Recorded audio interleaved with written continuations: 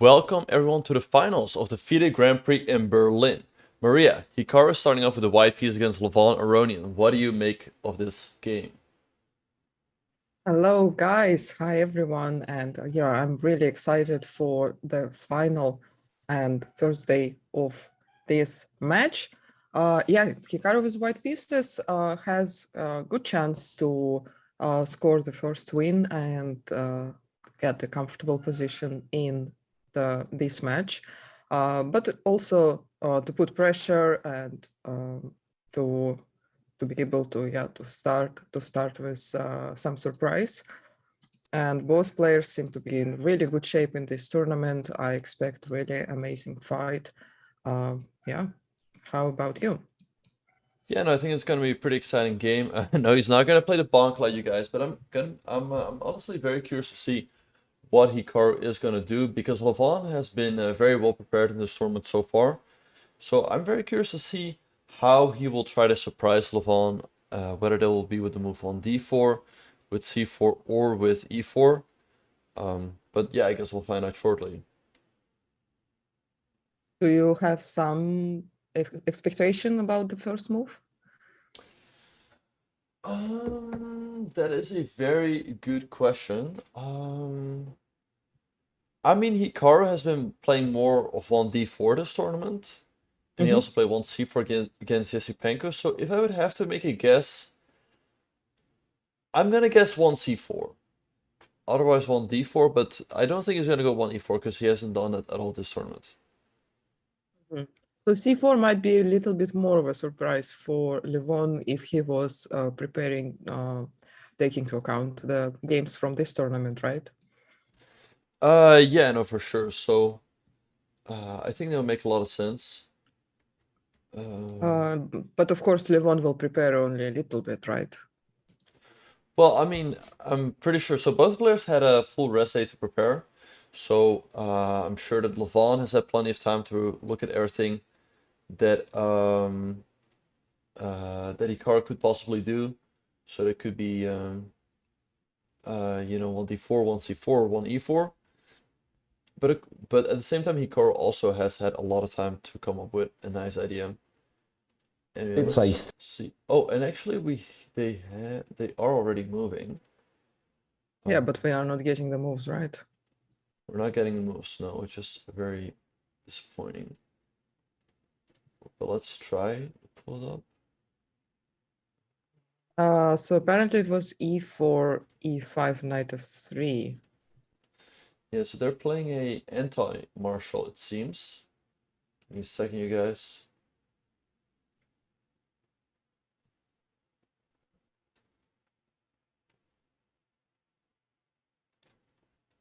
Okay, we have the Okay, players. so he did surprise everyone then. So he started off with the move 1e4. Yeah, to me, a bit of a surprise, but nothing too shocking. And yeah, so let's see. So it's annoying, like when the first move has not been made yet, we can't actually put the moves on the board. But the moves are 1e4, e5, knight f3, knight c6, a really low pass, a6, bishop a4, knight f6, castles, bishop e7, rook e1, b5, bishop b3, castles, h3, bishop b7, d3, and d6. That is the current position on the board. We'll just have to wait for that. Yeah. Just easy clap. a3 by Hikaru and queen e7. Yeah, there we have it. I think we all saw that.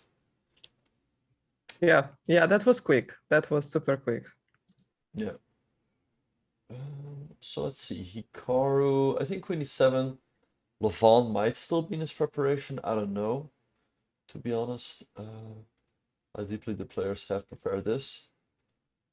But I guess we will find out. Yeah, they both played fairly fast so far. So Yeah. Hikaru could continue with some normal development move like knight c3. Yeah, knight a3 looks natural. Usually with the move a3, so the move a3 is played so that this bishop can drop back to a2. Like let's say we go knight c3 after knight a5, we can keep the bishop. And I mean, here developing the knight at d2 doesn't make too much sense. I mean, why would we play the move c3? Why would we play the move a3 then? Yeah. Then c3 makes a lot more sense. So I think he's going to go for this, then maybe knight d5. And it's going to be a very interesting game. I mean, all the pieces are on the board. Both sides have a lot of plans and ideas. But yeah, will be interesting. Yeah. Maybe another move is like bishop to e3 or something like this. Yeah, bishop e3 also makes sense. Just developing the bishop. And then we keep our options open with the knight. Whether we want to develop it to c3 or the d2 in some cases. But Does yeah, black want to play d5? that is a good question. Yeah, I think in some positions black does want to go d5. So especially if we go bishop e3, blocking our rook. Here d5 very much becomes an option. So I think for that reason, I like knight at c3. It is a little bit concerning that Levant is blitzing everything out. He's still in his preparation. Once again, he's been showing amazing preparation so far in this tournament. And in this game, once again, it seems to be that he is the first one to spring a surprise. Yeah, or Hikaru is just considering all options. And well, I mean, they played so many games in similar openings, so like all these lines are in their heads. It's no doubt there that Hikaru is also in his prep. He just comes up with a plan. Yeah. Indeed. He is quite good. Both of them are good professori. Yeah. So yeah. Both of them are of course amazing players, and I think they are the two most deserving players to be in the finals.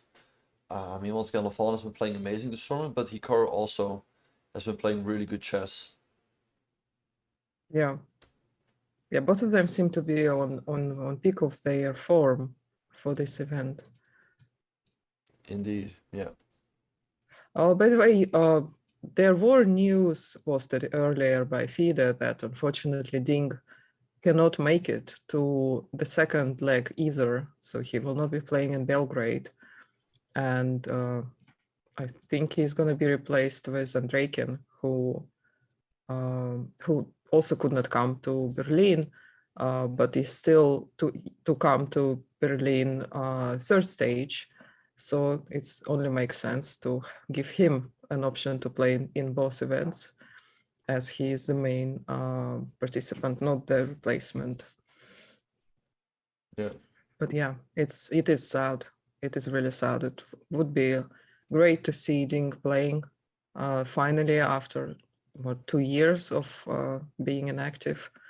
But at the same time, only one stage does not give him chances, most likely to compete for candidate spot. So he would be taking this chance from someone else. Yeah, and a very sad indeed that Ding is not able to compete for qualification for the candidates tournament. And so you're saying who does his place go to? Andreikin? Oh, well, I didn't see anything myself, but it is expected to have him. Right, I but mean, then that would be why? the first idea. Right, but then why Andreikin? Because Andreikin, he missed out on this leg of the Grand Prix, so Andreikin also doesn't really have any chances anymore. But Andreikin is playing in Berlin in the third leg. So if he takes Ding's place in Belgrade, he has two tournaments. Oh, okay, right. But then at the same time, they could also give it to someone like Yesipenko, right? Or Wojtasek, who has already played Yes, in yes. this And first I'm leg. just speculating here. Yeah. We don't even know for sure if Andreikin can go or not, but Andreikin was the main qualifier. FIDE already tweeted. FIDE tweeted that it goes to Andreikin. Okay, interesting. Mm-hmm. Right. So yeah, the other spot is going to Endraken, and as we speak, we have Hikaru here on the live cam. He's weighing his options, thinking what he should do here. It's more a tough question. I mean, knight c3 to me does look like the natural move, but I'm sure that Levon must have still prepared it, and he will of course keep blitzing for a little bit longer. So let's see.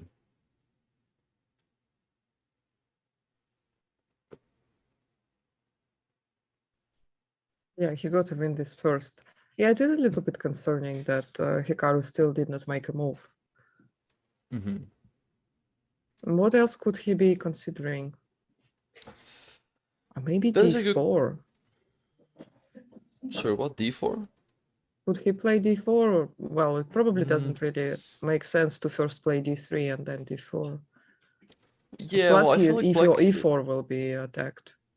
Yeah, I feel like black should be much better prepared for e4 for d4, sorry, because he already has a lot of pieces looking towards opponent e4. He could consider going knight at d2, knight f1, g3. That's very much an option though. So I guess he just really has to figure out what does he want to do with his knight. Does he want to go to c3 or does he want to go to d2, f1, g3? From c3 the knight could jump to d5, and from there try to get more control in the center. And also knight d2 keeps the option open of going c3. So that's sort of, I guess, what he's weighing. Well, he is thinking, but I would not say he's thinking too much. No, true, of course, yeah.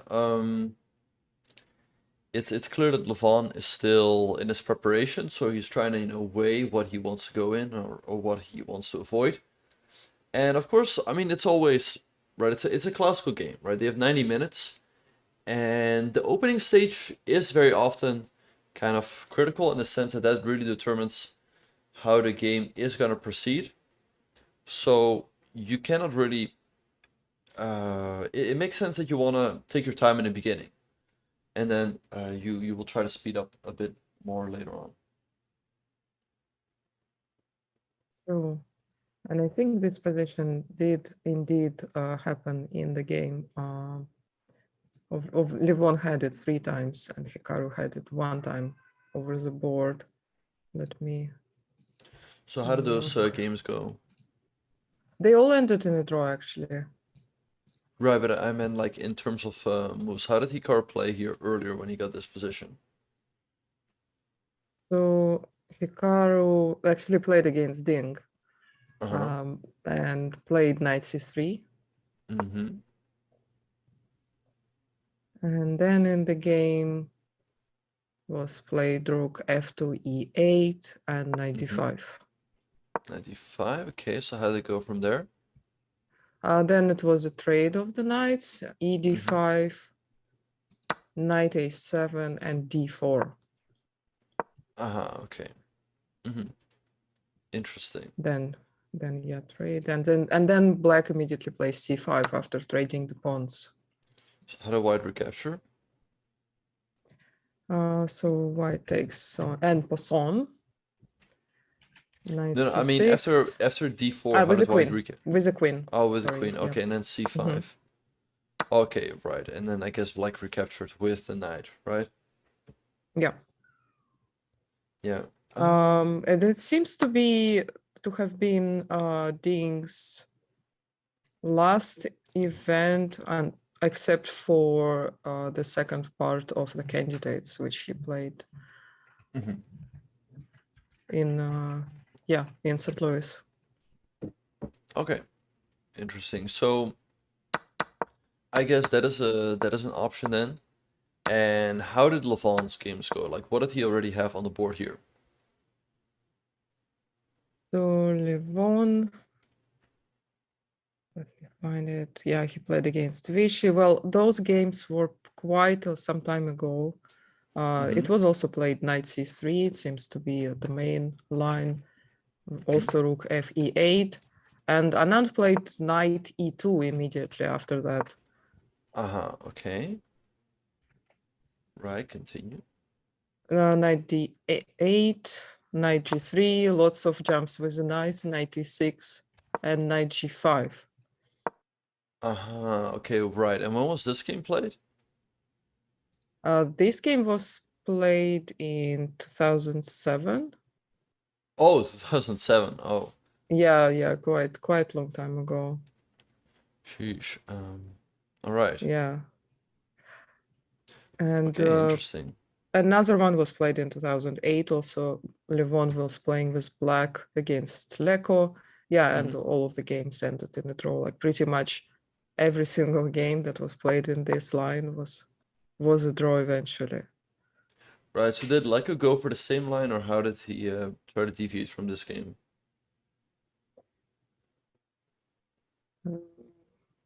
Wait, so was there any move played? Yeah, knight c3 Uh, was played, right? And knight d8. Okay, so knight c3, knight d8. Okay, so then knight d8 is knight d8 a novelty? As you said, rook fe8 was played in all the other games. Well, I guess it's like just a move order difference, because knight d8 is also an idea. So the knight heads over to e6 and maybe f4 or d4. And yeah, Hikaru might consider to also play knight g5 to trade that knight. Yeah, makes sense. But yeah, so after knight d8, what have been the games here so far? Has Hikaru had a game here? Has Levon had a game here, or any other noteworthy top players?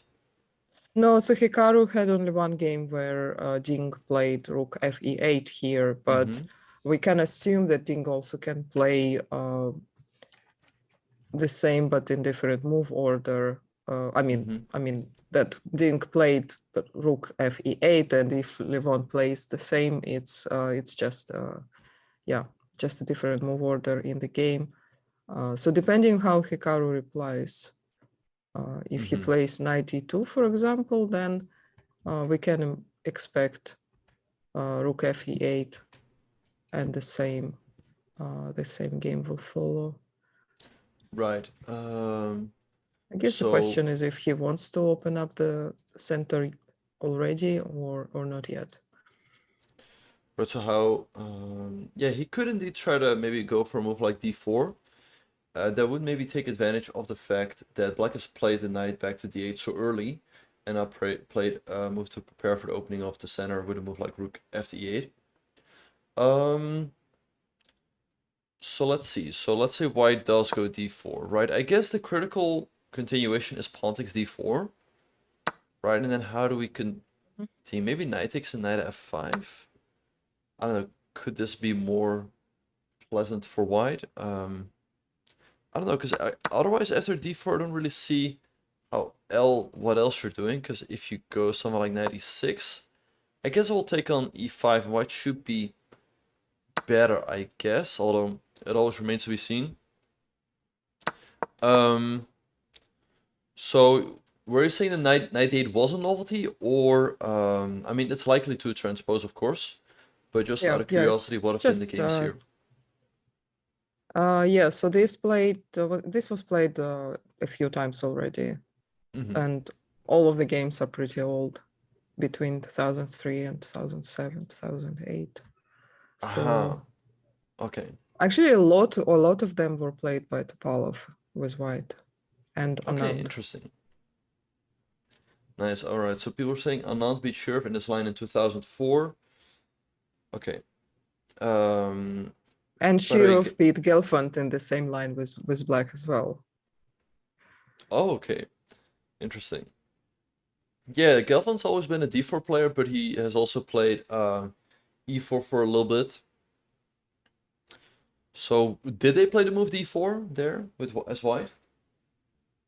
So in these games, yeah, most of them played d4 immediately after knight d8.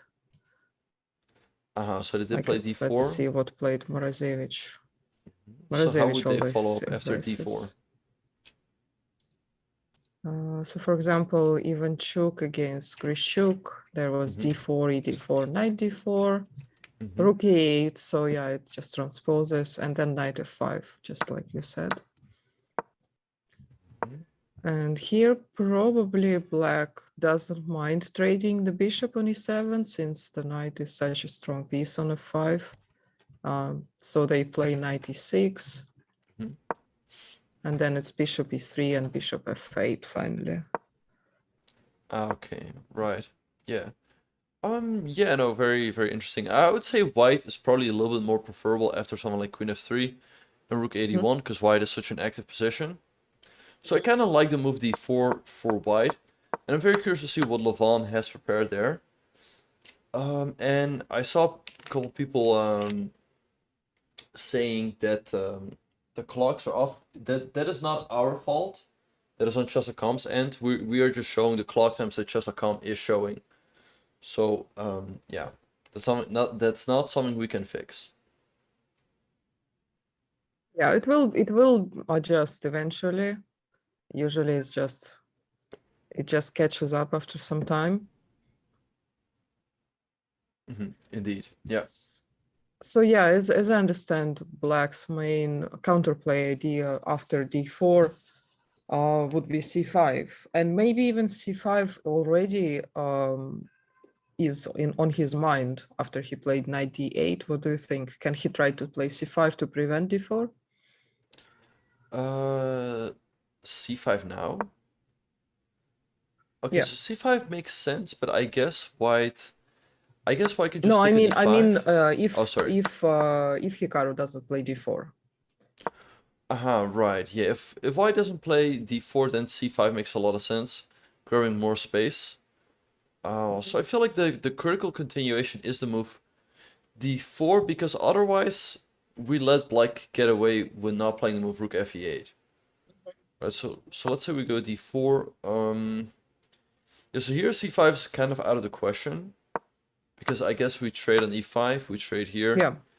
And then we could always go something like bishop d5, which looks quite pleasant because we can fight for the d5 square. But yeah, I'm very curious to see Levon. I guess his time is correct. He has 133, 134 on the clock. Hikaru has 117. Yeah, so it will be interesting to see what he has prepared after move d4. Yeah, obviously Levon is in his prep because he played this line so many times. Yeah. Probably can even call it his pet line. True, yeah. I mean, he's been playing the Marshall for a very, very long time. I remember him playing it in like 2008, 2007, or maybe even way before that. So yeah, like you said, he definitely knows the ins and outs here. And we have to move knight h2 by Hikaru. Oh, interesting move. Right, so I guess with the move knight So h2, he wants to take Levon out of book, but to be honest, I'm not that impressed. Like, let's say black goes knight e6, right? I mean, the knight could always come to d4, since our knight on h2 is no longer covering that square. And I mean, I guess he wants to go knight g4, create some play over there, but it doesn't seem easy to really create counterplay on the king side. And I mean, you guys, it's not really a blunder. I mean, come on. So he basically just wants to trade the knight on f6 to remove one of the attacking pieces from e4 square. No, So for then sure, yeah. he can later play d4, maybe Yeah, knight e2 and then d4. The problem is, yeah, that the knight also was defending d4, so you cannot immediately play it. yeah, that makes sense. But at And yeah, least it's this also move knight scary how, sorry. Oh no, I was saying like, but at least this move knight h2 must take Levant out of his preparation. So that is a good sign for Hikaru. However, as the evil bar shows, this is not a critical This is not a critical move. So we'll just have a game here. And yeah, we'll see what's gonna happen. I think 96 looks like the most logical move. And then okay, so knight g4 is an option for white. But once again, there's always the move knight d4 by black hitting the bishop over here. So we'll just have to wait and see how this game is going to proceed. Yeah, and it is probably a psychologically and like tactically, strategically better decision to play maybe not the main line, not the most critical move, but something that your opponent most likely did not look at, and yeah, it might not pose any difficulties for them, but at least they don't remember the lines. And it's impossible to prepare against every single move that your opponent can make. Indeed, yeah, no, 100%. Yeah, no, I think, yeah, indeed, and as the time management shows, Levant is out of his preparation after the move knight h2. So I guess Hikaru must have realized that d4 was the critical move. However, he also knew that, okay, if I go d4, Levant is going to keep blitzing, and nobody really likes that, right? So I guess Yeah, he can be a bit relieved that at least Levant is on his own here. So we'll yeah. see. Like, once And again, 96 looks like a logical move. What else comes to mind? yeah, -0.1 Sage blunder. Exactly, exactly. There was a question whether f4 would be too aggressive, the question by Jekyll. Yeah, I think so. I think exposing the king when your opponent has two bishops is a bit too aggressive. And yeah, since he already played the h3, the pawn structure is already slightly intact, so f4 or any other move by pawn would be just a bit too reckless here. Yeah. And knight e6 played by Levant. Yeah, f4 is definitely out of the question, especially after black's move. Black is stopping it firmly. So I think Hikaru just has to continue with logical developing moves. Maybe, okay, he goes knight g4 right away. Interesting. So interesting. So let's say after knight g4. I mean, maybe knight d. So I guess his idea is like, if black takes with the knight, we're gonna take with the queen. And white is a bit of pressure because we have this pin on this diagonal. What about knight d4 by Levant? Because if we now move the bishop, now black can take, and we would have to take with the pawn. Because if we take with the queen, we hang the pawn on c2 in the end, and we pretty much just lose the game right away. So I mean, yeah, to me knight d4 makes a lot of sense from black, I would think. Yeah, if knight d4 is played, I imagine something like trade on f6 and then maybe knight d5 by Hikaru as well, so that if knight b3 happens, he has knight takes f6 with a check. So they will trade both a pair of bishops. Yeah, I just think that moving the bishop away is a bit too slow.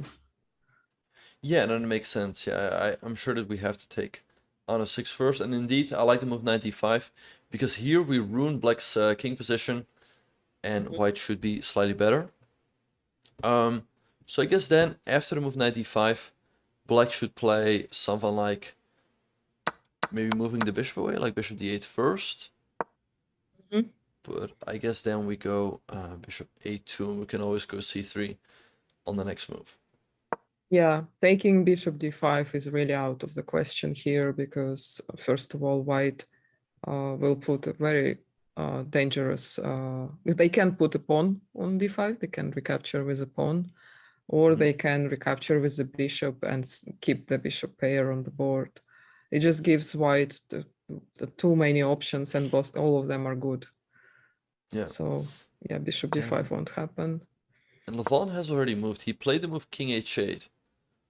So wonder what the point is behind this move. I guess he wants to make sure that this never comes with a check. And what I can also imagine is, let's say white takes, he's going to recapture, and let's say white goes knight to d5. Maybe he just wants to go bishop d8 and go for a very quick f5. Right, that's why he wanted to step out of this diagonal. So I guess that's sort of the idea behind the move king h8. Yeah, I guess it does serve two purposes. Yeah, and the 5 seems a bit aggressive, but at the same time, he has such a nice bishop on b7. Opening up this diagonal would be a huge plus for Levon. Yeah. Hikaru It's where does take Hikaru on captures, f6. yeah. And here we see them on the big cam.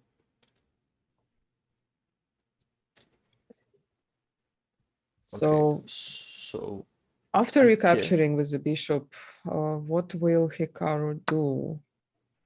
So d4 is not yet a possibility.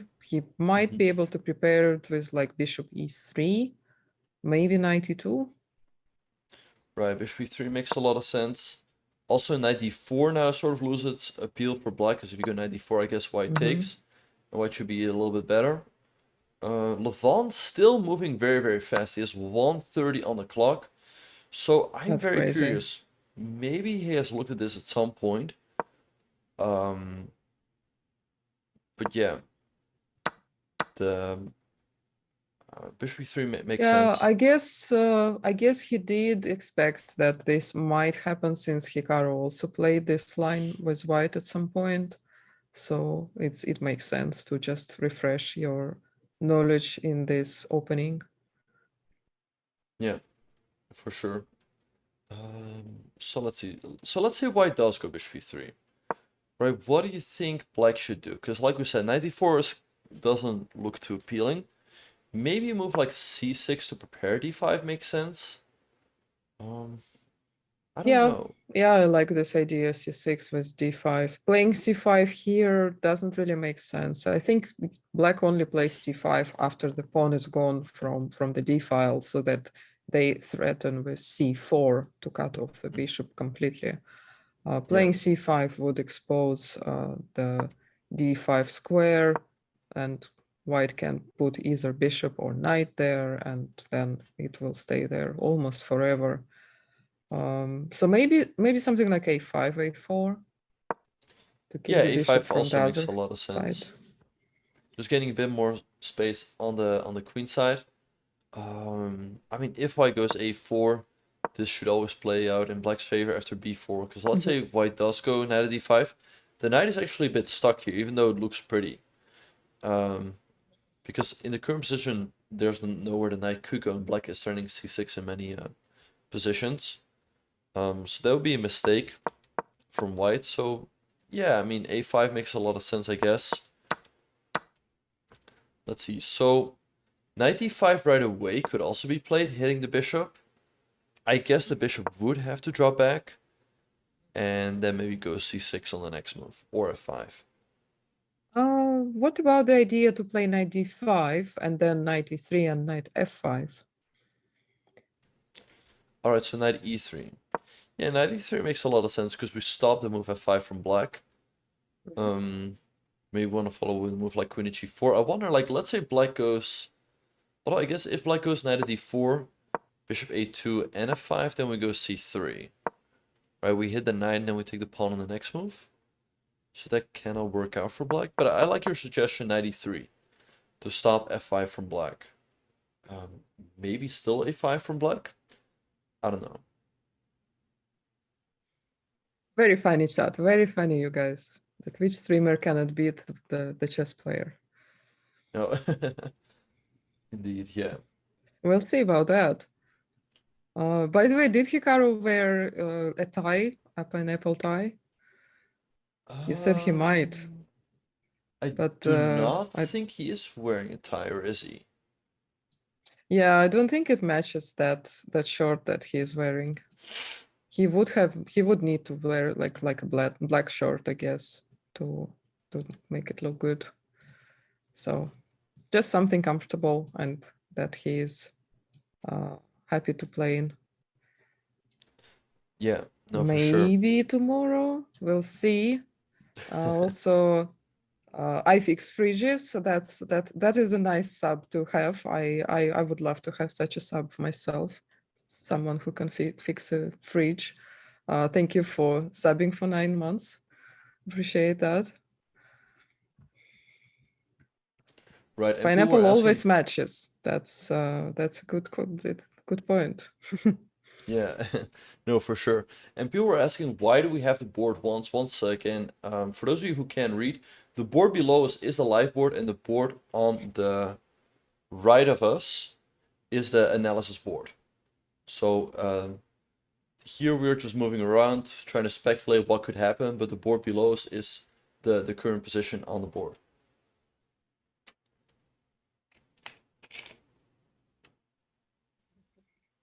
Thanks. Yeah. So yeah, that is what is happening. But Yeah. So yeah, what? I don't know. It's not a good sign for Hikaru that Levon is still playing very, very fast. I don't know. So we looked at knight at d5, right? What else is a possibility? Yeah, I cannot really think of anything else. Well, bishop e3, of course. Oh wow, queen g4. We're failing to guess Hikaru's moves today.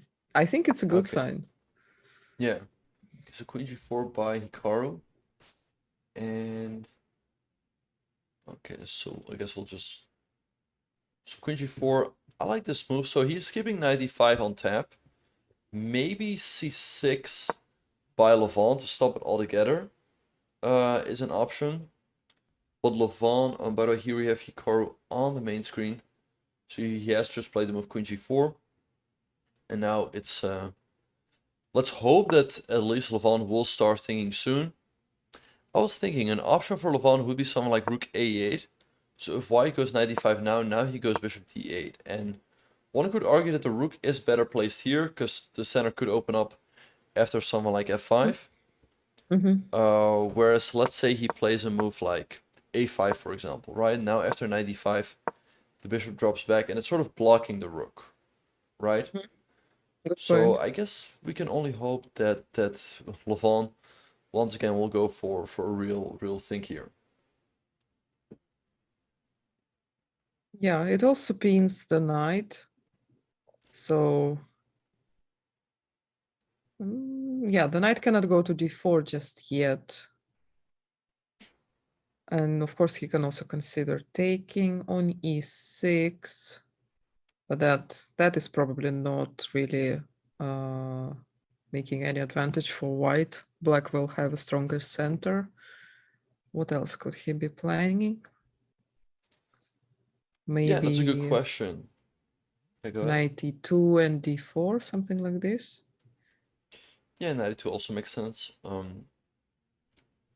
Right, I guess yeah, we'll just have to wait and see. Both sides still have a lot of options. Only one pair of knights has been traded. So yeah. Let's see. I mean, black could trade the queens here with a move like knight c5, but I would think that white is always a little bit better in this endgame. We can go a4 at the right moment, trying to put pressure here on opponent b5 and along the a file. So I guess this should slightly favor white. Yeah,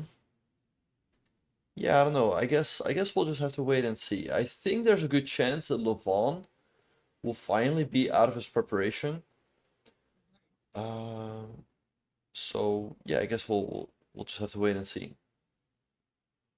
Yeah, of course, the position is not super difficult, and both of them can play it fairly easily, but that would be one of the earliest times for Levon in this tournament to be out of the prep, even though he says he only looked at it little bit. Yeah, I don't think so. I think he is very well prepared in all the lines so far. Yeah, Levon always, I think back in the day, he used to make these comments. I don't know whether they were jokes or not, but he would say like, "Yeah, I looked at this back in 2003," and Anish was like, "Okay, that's just total BS. I'm not buying that. He just made that up. He must have looked at this way more recently." So yeah, let's see. I mean, maybe it is true that he has looked at this way back in the day, but I'm sure he must have looked at this. Do you think he looked at this line specifically for this game, this anti-martial? Probably not. I doubt that he would look through a lot of lines the day before the game. I think it's more likely he would just take more rest and enjoy the day off.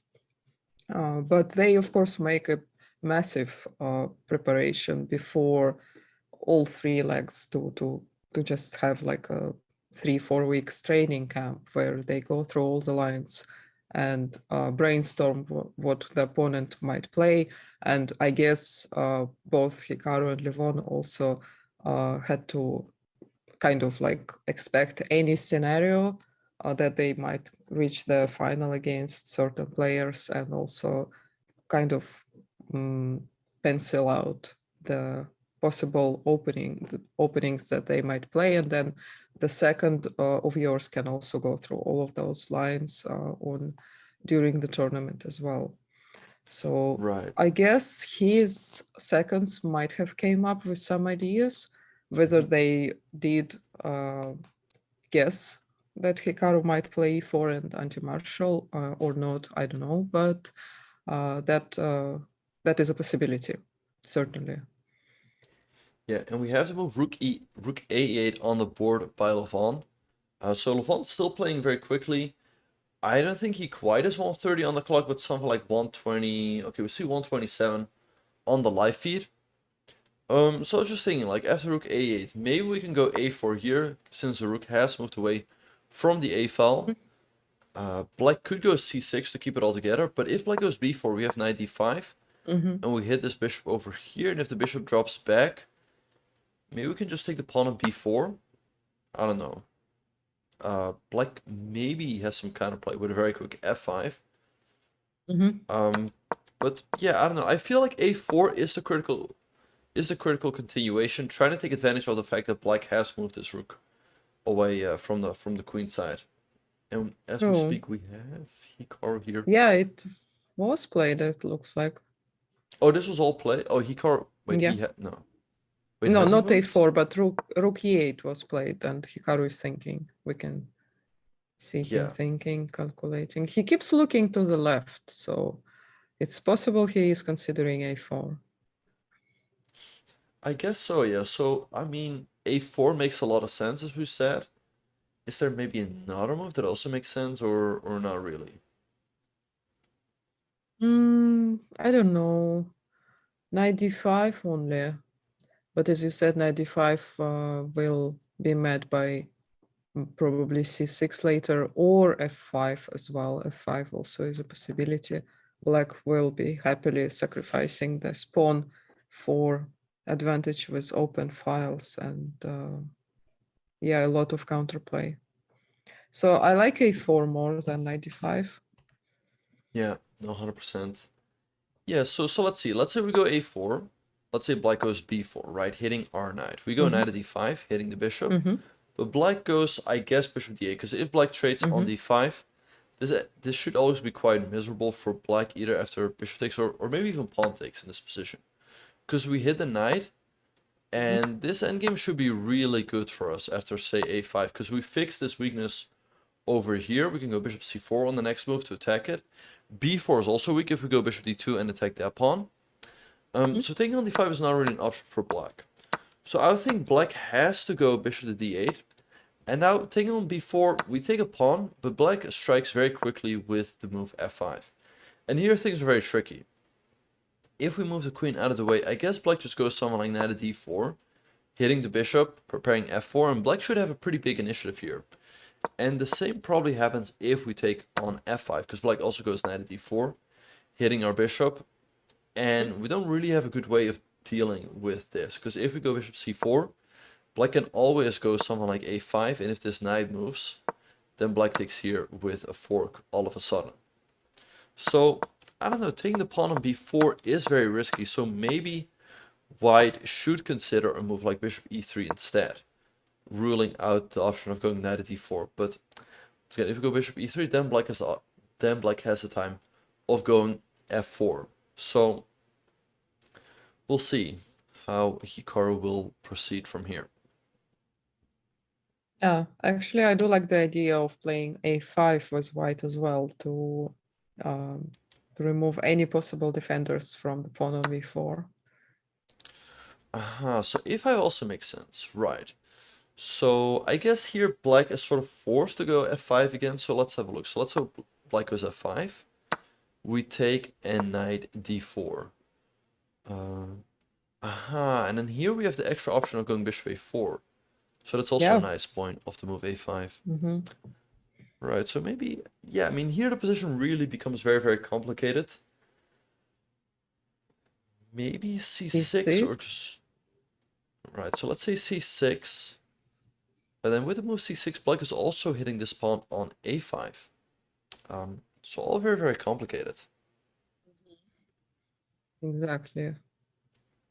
Okay, so the knight is not hanging yet, right? Right. What can Yeah. we do? Yeah, but I do think that if black gets a move and black takes on f5 either with the queen or with the rook, black should be doing pretty fine. Also, this pawn is hanging. So let's say, I mean, I guess if we take on b4, black takes here maybe and is in pretty good shape. So we could also go to e3 to make sure this is always defended, but I guess black takes here, and I don't know, I feel like black should be doing fine here.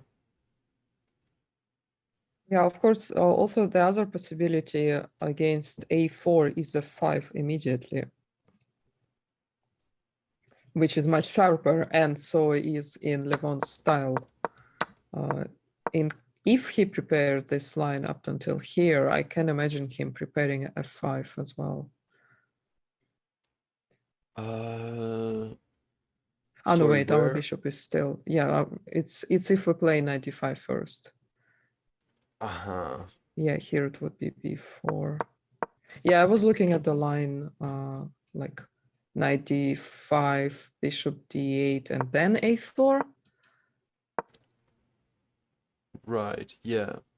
Yeah, so I guess here at the very least black could transpose, but he also has other options like c6 and f5. Yeah. Right, and actually a4 has been played by Hikaru, so this is sort of the moment of truth. If Levon plays b4 and bishop d8 fairly quickly, he might still be familiar with this. So let's see. Another blunder.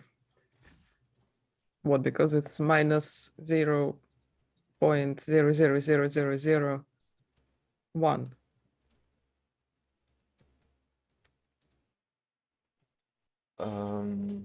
Yeah, so let's see. So Levon has 126 on the clock, Hikaru 103. And I don't really see another option besides the move b5. I mean, you can take an a4, but then white should always be a tiny bit better because of the better pawn structure. Right is always a bit weak, so don't really like that. And let's see, Levon could also go bishop d8 right away, but this whole opening up of the a file should really favor white. I mean, there's always rook a7, which is always annoying to deal with. So Yeah. I guess both sides must realize that b4 is a critical continuation. Yeah, true. Well, yeah, I guess Levon will have to play b4.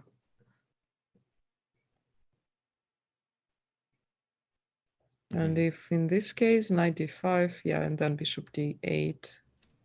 And then the question is if Hikaru will pull a5 again, same as in the last game against Richard.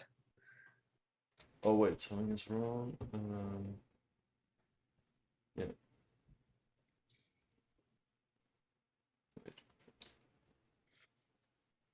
Any moves done? No, not yet. Finally, he's thinking. Finally, Hikaru could leave the board and Hikaru is thinking. Yeah, okay, that is a good sign for sure for Hikaru. So let's see.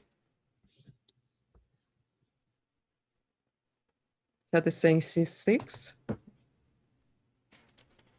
Well, as Benjamin said, opening the A file is favoring white here. Yeah.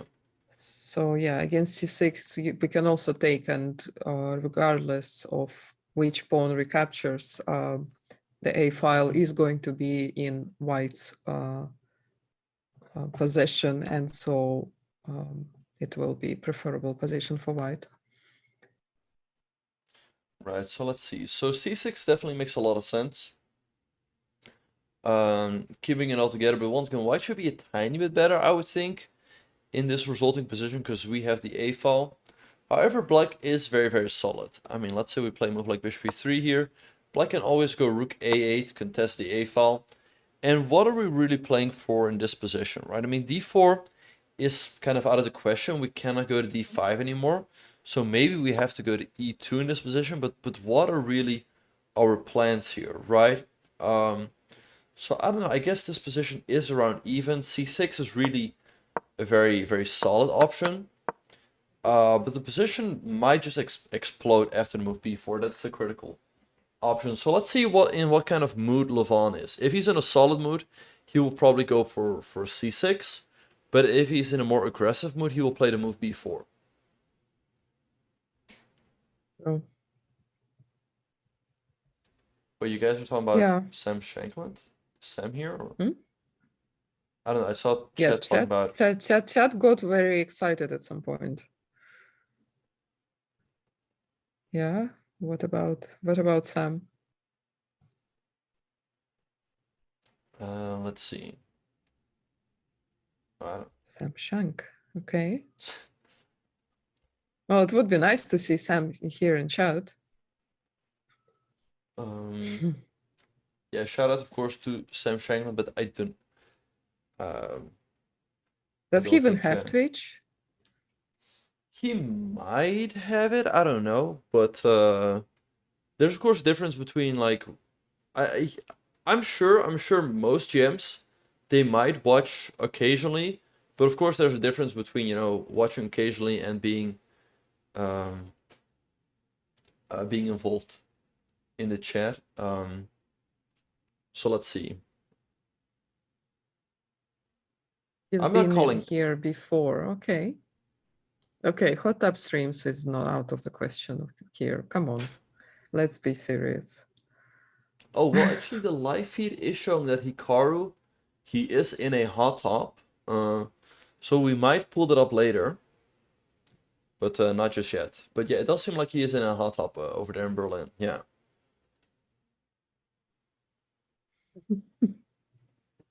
Yeah. Well, it might be a bit chilly in Berlin, right? So that is not a bad idea. Yeah, no, it might be a good idea just to relax a little bit in between the moves. Get yourself some refreshing energy. And that definitely should be good. Yeah. I think chat is trolling now. They're randomly tagging GMs who are probably not even here. They're trolling. Very funny. Sad. Are you a photographer? Yeah. Yes, I am, Kennedy. But we all are in a way, right? Wait, what are you saying? We are trolling? No, there was a question whether I'm the photographer. The photographer. I mean, we all take pictures from time to time, right? Muted, okay.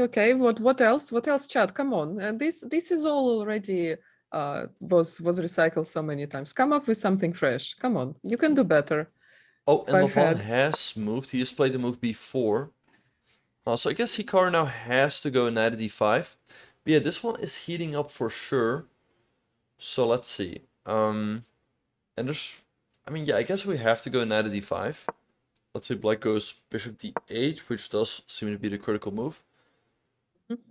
How do we proceed from here? Maybe bishop e3, c3 also an option. But I kind of like Levon's position in a way. You can strike with f5 quickly. So let's say we play c3, right? This also takes away the d4 square from the knight. I guess here black goes f5, takes a knight c5, hitting the bishop on b3. Probably we have to go to c4. There's no other option, because if we go to a2, there's b3. Disconnecting the bishop from the knight and we lose. So let's say we would go here. I mean, I guess black should be doing all right, one way or another. So let's see. But knight d5 does look practically forced here, I would think. Yeah. So, unless you want to move it to e2, g3, h5, but that's 3 moves. Right. Black in that time will maybe even prepare d5 breakthrough or f5. You might also consider sacking that pawn, as you said, and opening up everything. Yeah, true. He could, of course, move the knight back, but that does seem be a bit passive. Like, let's say we go You knight mean e2. to go to c4? Right, so you want to go to, sorry, d1 or b1 to go to c4? No, I was thinking, yeah, either d1, e3, c4, but and then you can also consider going to f5, so 2 squares options, or well, b1, d2, but then you only have c4. Right, but if we want to do that, then why don't we go through d5, right? Because I guess let's say we go knight d1. If black goes bishop d8, we probably do not have a better option than knight e3, or do we? Because then knight d1 would make sense. Like here, Yeah. we could always throw in, let's say, bishop d2, hitting the pawn over here. Mm-hmm. But let's see, knight d5 does look like the critical move, but on the other hand, black is ready to black is ready for it. As we said, black's gonna go bishop d8, and if we take, strike with f5, and I kind of like black's position here. It looks very nice and active. Like, let's say we take knight d4, this under attack, this is hanging. I really like black's chances here, to be honest. True. So let's see. No, you're right. Playing 95 makes more sense just because it kind of forces black to respond with only one move. So we do it with the tempo as white, plus we push the bishop to a maybe worse square. Although if Levon is planning to play f5, it of course kind of helps him, but there's nothing we can do. He would have moved the bishop there anyway. So 95 should be the continuation here. For But sure. Hikaru is still in the thinking tank. Yeah. Yeah, no, I guess he must realize that after knight at d5, Levon wants to go bishop d8 and sacrifice this pawn. Sorry, bishop to d8 and sacrifice his pawn on b4 and go f5. So then he's probably thinking like, okay, what other options do I have, right? Or at least if he goes knight at d5, what should his follow-up be after bishop to d8? In the meantime, Hikaru has 1 hour on the clock. Levon has 1 hour and 20 minutes. So I don't know. I feel like the initiative, Levon has the initiative here because he's moving faster. Once again, he's ready to sacrifice the pawn. He also has pretty much all of his pieces developed. Well, Hikaru still has to get this bishop and this rook into the game. So I don't know. In the current position, I like Levon's chances, I would say. Yeah, of course. As you said, psychologically, Levon is in a very good place. He is controlling the time situation. He is playing fast. It cannot not go to your head when you play as white, and Hikaru even played e4 to surprise him. 92. So 92 by Hikaru. Right, so I wonder what the point is. Like, let's say we go bishop d8. Right, just sticking with the plan of trying to push f5. I mean, I guess maybe we want to go, I guess knight g3, right? And if g6. Here we have bishop h6. Really trying to discourage the move. Although, I mean, maybe f5 is still possible. Because black just gets so much play. I don't know, so this is an option. What black could also do is go g6 with the idea of bishop g7 and then f5. However, here, maybe just go bishop h6, trade over here. And it should be fine one way. Should be approximately even. So let's see what Levon is going to do here. Once again, I think trying to push for f5 should be his plan here.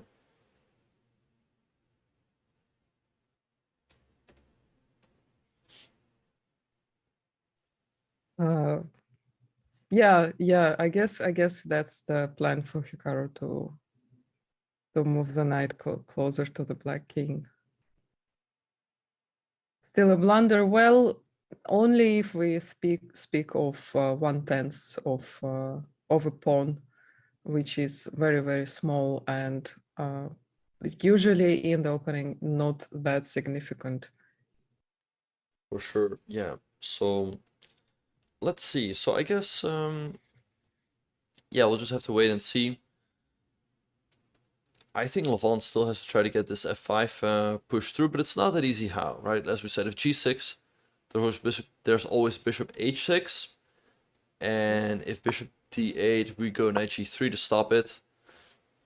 So I don't know, even though I think Levant can be quite satisfied about the outcome of the opening, there's still a lot to play for. But with all that being said and done, you guys, we are going to be taking our very first break of today. Do not go anywhere, you guys. Keep sending Hikaru your energy. He needs you guys more than ever. He is in the final of the FIDE Grand Prix. If he were to win this final, there would be a huge step towards qualification for the Candidates Tournament. So keep your spirits high.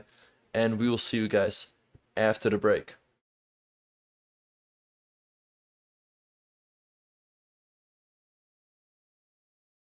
Welcome back, everyone, to the FIDE Grand Prix in Berlin. Maria, what has happened so far over the last couple of moves? Well, so chat is, of course, shouting blunder, blunder, but there is nothing like that. Any fluctuating within like 0.5, 0.6 is not anything to be concerned with. Don't forget that we are dealing with much weaker engines than the ones that players are preparing on at home. So Queen d8 was played by, so first it was, yeah, yeah, 92, and then Queen d8 by Levon. So he's not playing a5. He's not worried about a5 from Hikaru. Right. But now I'm thinking whether Hikaru maybe played knight e2, not with the intention to put the knight on g3 or f5 or h5 yet. It's of course a possibility, but maybe he just simply wants to play c3 and trade off the pawn on b4. Right, so c3 makes a lot of sense. I think queen e8 is a good move by Levant. He's stepping out of this pin, so to speak, and now he could prepare to move bishop c8, creating a discovery on the queen.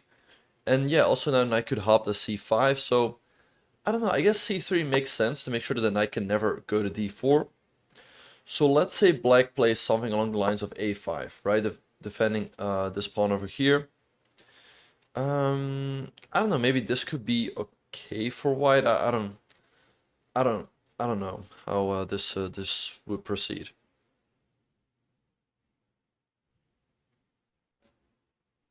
So I see in the chat says words like, guys, bishop c8 is coming, bishop h4 is coming.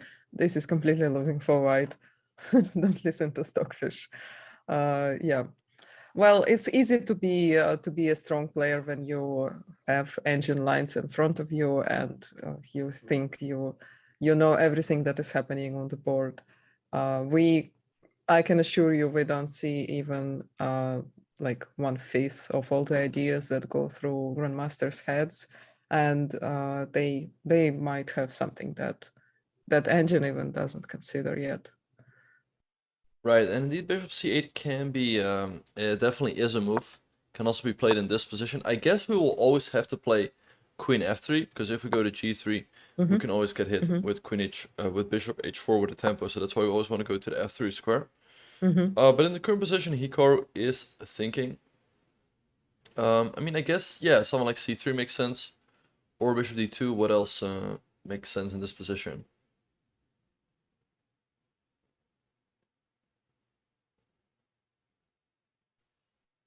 Yeah, true. Well, I like c3. I like c3 a lot. If black defends the pawn, we will get a passer pawn on a4. We, of course, don't have to take it immediately, but we can just keep the tension. Also can consider playing d4 later after maybe bishop e3 and then d4, using the pawn on c3 as a defender.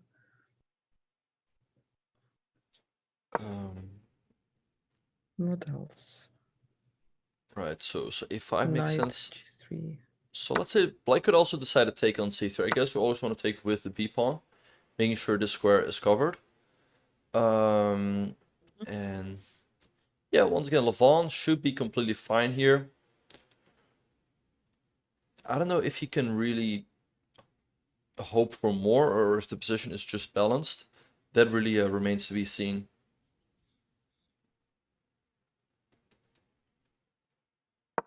Yeah, and of course also it's much harder to take a decision at the board in a match like that. It's quite a short match. It's a knockout, so it's just 2 games. And even if the player will feel that the move is right, if he does not know exactly how to proceed later, he might not go for that option, keeping the position safer and not risking losing game one and being in a situation where he must win the next day. Indeed, yeah. Yeah, and I mean, if Hikaru would lose this game, that'd be horrible for his chances to win the match. Then he would have to come back tomorrow with the black pieces, and generally that is a very tough task. So yeah, he should definitely try to keep it solid here. I mean, if this game ends in a draw, it's not the end of the world. He still keeps all of his chances alive. So of course a win would be huge here, but once again, it's looking pretty. Oh, and by the way, we have Hikaru here on the live feed. He was head bopping for a little bit, but let's see what he's gonna come up with here. I'm sure he's studying the position. What other possibilities does he have in the current position besides the move c3? He can still consider playing a5 maybe. Mm-hmm. Again, hitting the pawn on b4 later with maybe bishop d2, or also bishop a4 is a possibility, but maybe that's why Levon played queen d8, also to avoid a threat by the bishop a4. So yeah, maybe bishop c8 as a response. Maybe still bishop a4, because if bishop d7, we might trade that bishop. I think it's a stronger piece than ours on b3. Right, but And black then could play the later we move can knight play. c5, hitting the queen and then taking the bishop pair, which should definitely favor black. So I guess after bishop c8, we always have to step out of the way with queen f3. And I mean, yeah, this makes sense. I mean, if black goes knight c5, we go bishop c4, for example. Want to go bishop d2 on the next move. I don't know, black could still try to move this bishop and try to get in the f5 break. Yeah, queen f3 makes a lot of sense. I'm not sure what is this idea behind the move bishop h4 by the engine. In almost all the lines, it wants to play bishop h4. What is that, Benjamin? So let's see. So a5, bishop c8. Let's say we go here and bishop h4. Mm-hmm. Well, I guess the idea is to get f5 in, but as we speak, wait, Hikaru's about to move. Hikaru's about to move. Played c3. I guess he's gonna move this pawn over here to here. It's a wild guess. Let's wait for it. It has to be one of the pawn moves. Yeah, I guess he's gonna move this pawn over here. I want to c3. I think a5 is a little bit dangerous. c3 Yeah, seems c3 safer. is on the board. Yeah. So let's see what Levon will do now.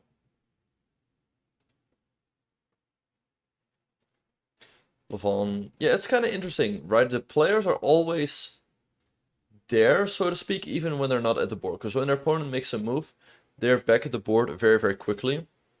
So I guess they're just walking around, keeping an eye out on their game. So yeah, but I'm sure that they're always just, you know, couple feet or meters away from the board. Yeah. So yeah, as you said, Levon might consider taking on c3. He can also play a5. We probably will see a5 so that Hikaru cannot do this move himself later. Yeah. Yeah, a5 makes a lot of sense for Levon. Pawn takes c3 also makes sense. And the clock situation does seem to be off, I guess.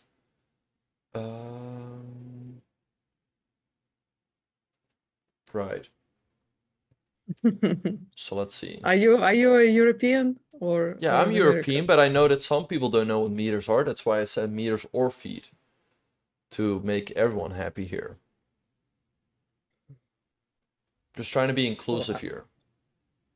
Okay, so I'm Hikaru glad has that 47 minutes rating here. points don't have any Yeah. differences in different countries. It's always FIDE rating. Yeah, I'm a man of the people. So Right. how many feet is your microwave? That is a good in height or in width? I guess it's like 1 feet tall and like 1.5 feet width. Wide, yeah, 1.5 feet wide.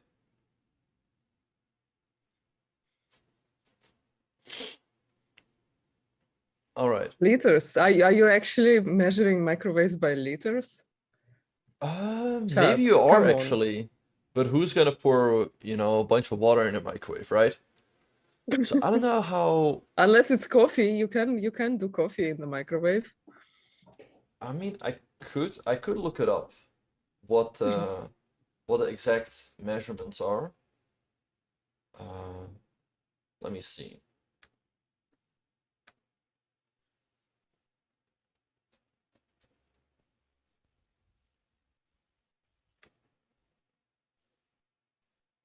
Second. Oh, But yeah, what is happening in the current position, you think, after the move c3? yeah, Levon still did not make a move.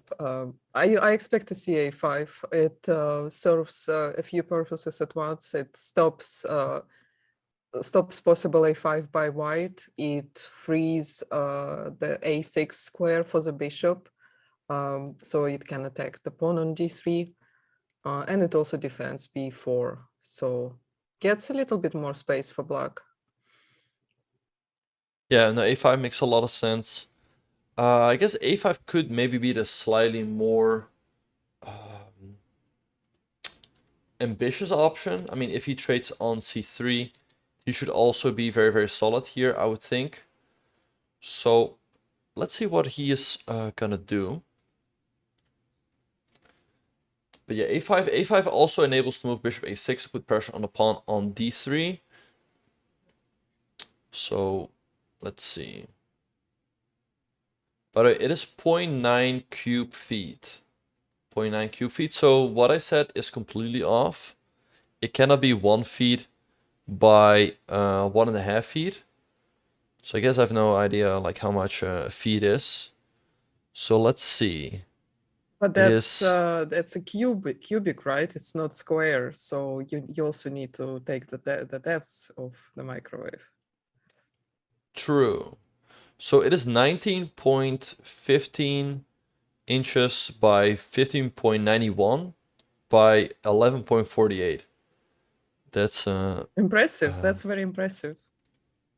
that's the external dimension of the microwave. I'm very impressed with your microwave.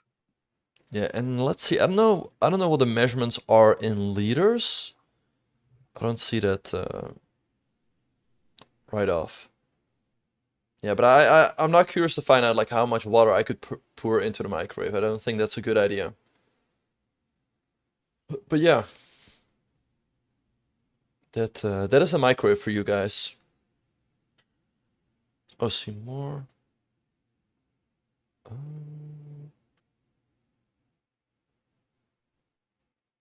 No, it's not. It's not showing how much. Not showing the measurements in liters. Sorry, guys. No. The board froze. Which one? No, it's still Levon's move. It's a good sign. It's a good sign that Levon is taking time. Oh no, the board froze. Because Levon hasn't moved. Very funny. Maybe Levon froze. Levon,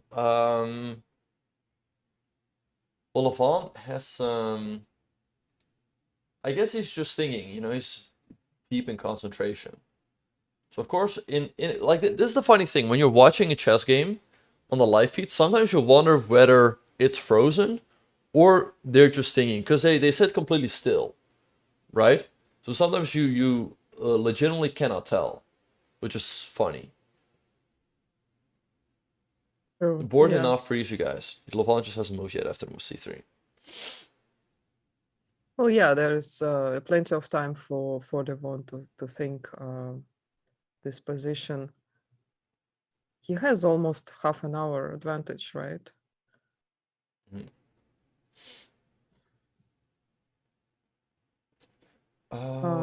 By He the way, I wanted is to, yeah. I wanted to thank all of our new subs.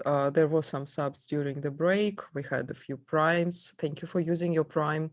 I know you have only one to use each month, and we really appreciate you using it here. So, yeah, use your prime to get Levon low on time. Yeah, for sure. It always works, you guys. And he's throwing that prime to get Levant low on time. And thanks, dear, for the 5 gift to the community. Thanks so much. So what are the clock situations? Yeah, it looks like Hikaru has a minute. Oh, sorry, yeah, an hour and 3 minutes, and Okay. Levon has an hour and 20, if I'm not mistaken. Okay, so Hikaru has down a little bit of time on the clock, but it's nothing too critical because they are at move 18. Right, so I don't think he'll get into time pressure. I think the game is just gonna be decided on the board. But let's see, after the move c3, Sullivan is thinking a5 makes sense here, trading on c3 makes sense. Guess we will just have to wait and see. Oh, they're saying he only has 47 minutes.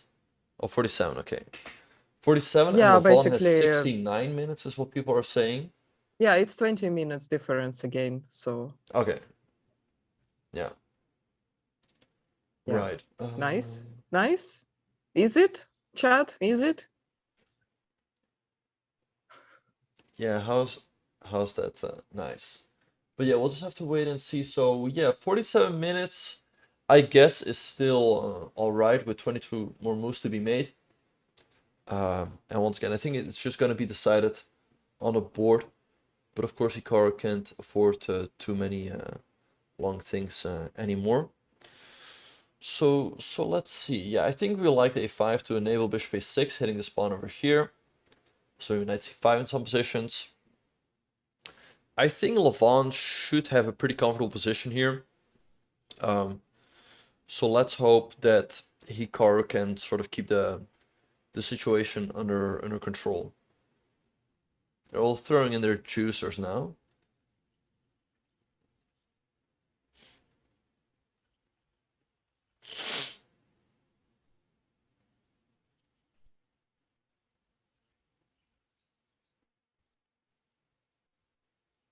Too nice. I agree.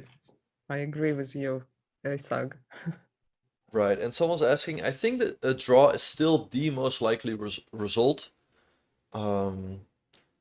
Yeah, I think a draw is still the most likely result. And then, yeah, we will always have tomorrow's game, of course. And if that game ends in a draw, we will have the tiebreaker. And just to remind you guys, if it comes down to a tiebreaker, they'll play 2 rapid games with 15 minutes plus 10-second increment each. And if that ends in a tie, they will move on to blitz with 3 minutes plus a 2-second increment. Levant has traded on c3, so okay, Hikaru has to stick with the pawn. Interesting that Levon went for such a committal move. His Yeah, no. pawn structure will be a little damaged. Well, I mean, both players will have isolated pawns on the A file, but the white rook is still on A1 and can easily go to B1, attacking the bishop and taking control over the B file, while black's queen is a little bit misplaced in this case, and the rook cannot go easily to B8. Thank you, Aronasis, for your 4 months. Yes, he's taking on c3. Mm-hmm. Big blunder by whom? Oh, and by the way, I think the clock. Okay, so Hikaru's clock time is correct, right? He has 47 minutes. And but Levant's clock seems to be off. He played the move g6. Makes a lot of sense. I guess he wants to drop the bishop back and then go for f5. So maybe bishop h6 here. What do you think? Yeah, it sounds like a good plan, although I cannot really see how White can make any progress here, since there is only one minor piece available for attack, and after g6 you cannot really go anywhere with the knight. So apart from opening up the position with something like f4, which looks too crazy to me, I don't know how Hikaru can pose any threats. Yeah. Everything seems to be under control, and maybe Levon is even preparing bishop g7 and f5. Right. So let's see. Yeah, you can just move the bishop and go for f5. Lots of options here for Hikaru. So to me, bishop h6 makes sense, I guess. So let's say we would play that move. I guess black goes bishop g7. And if we take, I guess Levant's idea is to take with the knight and go for a very quick f5. I guess that's his idea. So, I mean, something like rook b1 also makes sense. X-raying the bishop on b7. Also very logical. Yeah, I don't know. What should... Oh, but Levant has 1 hour and 6 minutes on the clock. Oh, it is increasing, right? Magic. Yeah. Magic.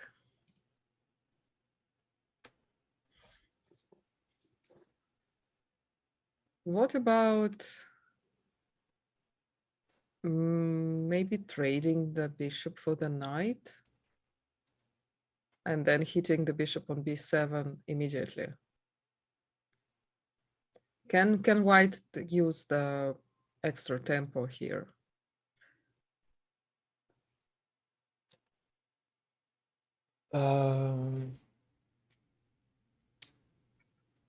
It's a good question, right? So let's see. He could also play someone like knight g3, making sure f5 is always out of the question, I guess. And then maybe follow it up with bishop e3. That's very possible. I guess Levant will still go bishop g7. So I don't know. Maybe Hikaru could also take on e6. Levant will probably have to take with the rook. Maybe here bishop h6. Because if black goes bishop g7 here after the trade, I don't know, I feel like f5 is less scary in a way. So it is an option, but I don't know, it feels unnatural to give up the bishop for the knight here. So let's see what Hikaru will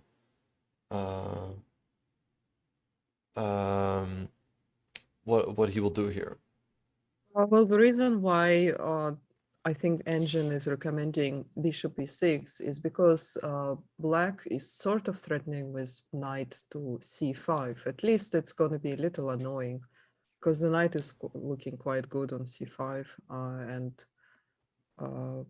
white would have to move the bishop probably to c2.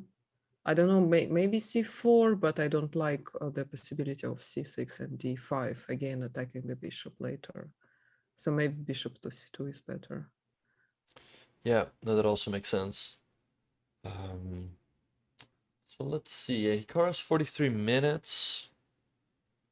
Huh. I don't know. I don't see an easy move here.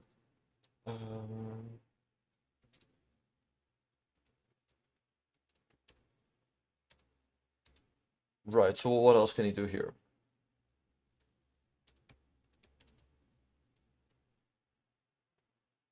Maybe finish the development. As you Right. said, Yeah. bishop h6. Or maybe bishop e3 for. Or, So let's say we go bishop bishop e3. e3. Mm-hmm. Right. So let's say we develop this bishop. I guess Levant wants to go bishop g7. and push for f5. Not easy to deal with, because really all of black's pieces are placed ideally for the f5 push. Right, the rook's over here, the bishop on this diagonal, if that were to open up. I don't know, yeah. I don't see an easy move here for Hikaru, to be honest. So let's see. Bishop b3, any other moves that make sense? Yeah, also bishop c8 seems annoying for black. I guess after bishop e3, bishop c8 can be played. He's not in a rush with bishop g7. Yeah.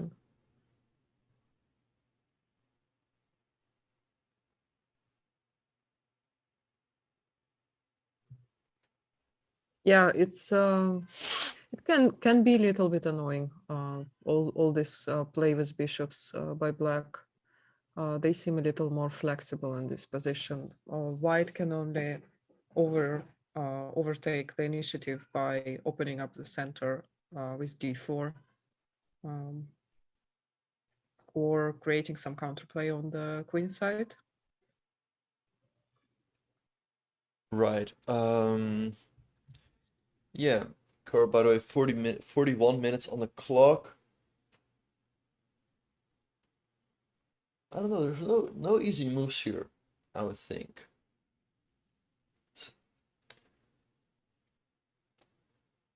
So let's see. I mean, he could maybe trade. But then how does he follow up, right? So let's say we trade and we go rook b1, hit the bishop. Although bishop could always go here, hit this pawn over here. Or the c8 once again create this discovery. That's one option. Another option could be to go c4, maybe climb down on the d5 square at some point. And we just wait to see where this bishop goes. If this bishop goes here, we have bishop g5. And yeah. Yeah. So I don't know. No easy moves here for Hikaru, I would think. Yeah, he has to take an important decision here. It feels like this is one of the most critical positions in this game. The knight on e6 might be worth trading a bishop, because it controls a lot of squares, f4, g5, a lot of important squares, d4. It wants to jump to c5, and after bishop c8, there is a threat of discovered attack on the queen, while if the rook is on e6, there is no move by rook which would be posing any threats. So that discovery is not that critical, like with the knight. The knight just has too many squares to jump to. So maybe trading it is a good idea here. Yeah, no, indeed, this knight can always jump around, so yeah, maybe trading it for the bishop makes sense. Let's see. I mean, rook b1 always makes sense as well, but there's maybe like bishop c8 or knight to c5 for black, which should be all right. Once again, I feel like bishop h6, even though it looks natural, I think it backfires. Because once again, black goes here, and this trade really favors black because he gets an f5. So bishop h6 I do not like. Then let's see what else we have.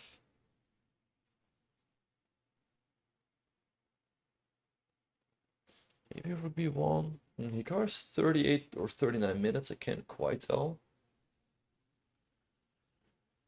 Let's see what he is gonna do.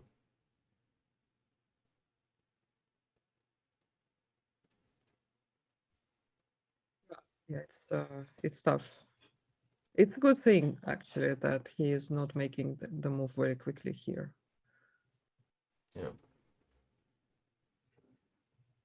It's better to think now and to make the right decision. True, yeah. Yeah, 38 minutes for 21 moves. It's still nothing too critical. And I do think that this position on the board is definitely the critical position, right? So the time management isn't critical yet, but the position on the board very much is. Because Black's plan is very easy. He wants to go bishop g7 and f5, and white has to try to come up with something in the meantime, right? His position is about to heat up, so Hikaru definitely has to come up with something good here. But yeah, it's not easy. Trade. Okay, so people are saying trade first and bishop h6. I mean, that makes sense, I guess. Black could go bishop g7. Or maybe rook g8 is a move, so in case f5 ever happens, like let's make a couple moves. Let's say something along these lines happens. And f5 you can never take here, because if you take, then black attacks this. So that could be the idea behind the move rook g8. I don't know, a lot of sensible ideas. After c4, can black play bishop h4 with the idea f5? Wait, sorry, what? After, in what position? Oh, in the position we just looked at. Bishop Yeah, h4. yeah. Mm-hmm. Right, yeah, so bishop h4 might be even better. Right, and then with the same idea of going f5, and this could just really go very badly for white.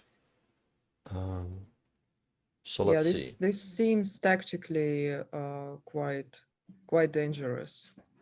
Maybe the only option is to play g3 to kick away the bishop, which is already weakening the king. But there are even some. Oh, look at this! Look at this beautiful line: bishop h4, g3, g5. Oh, with the rook on right. g8, of course. Yeah.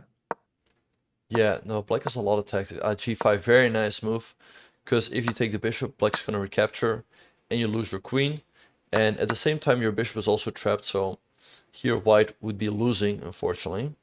So let's see. I don't quite see it in the current position. He carves down to 35 minutes. But yeah, as we speak, it seems like someone's at the door here, so I'll answer that real quick. But Maria, just keep talking about the game. Sure. I'll be right back. Sure. Hey, chat, he's not here. He's not here. Chat, what do we do? Chat. Okay, chat, what do we do? Yes, I agree with you. Yeah, it's a really cool line with this bishop h4 and g3, g5. But of course, taking the bishop is suicidal, but he can just move the queen away from g-file. Yeah, I agree with you guys that taking on e6 should be the best chance to diffuse any possible threats of Levon. Hikaru should be making a move soon-ish, because it is getting a bit low on time. Yes, spam the flower to give Hikaru power. Also, you can use your prime to help him with time. What move are they on? So it's move number 20 for Hikaru to make. So it's nearly in equator of the main time control. He did not plan. Well, I don't think Hikaru himself expected to be in the final.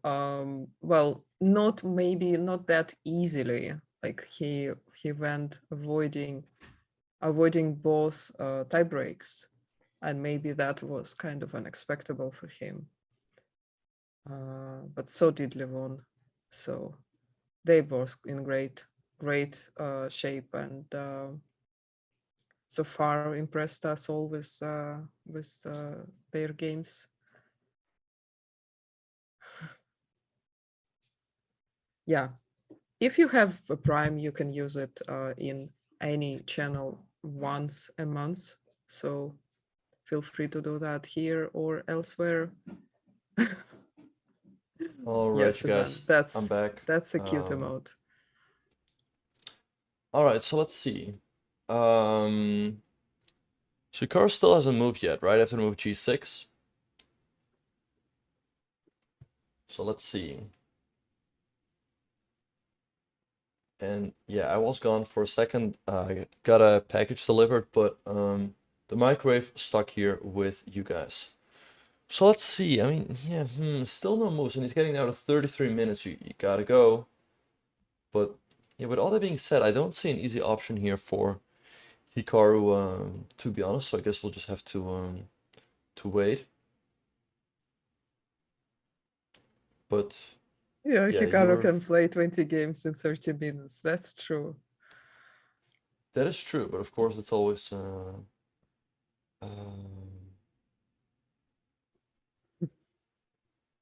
Literally doesn't care about time. indeed, yeah.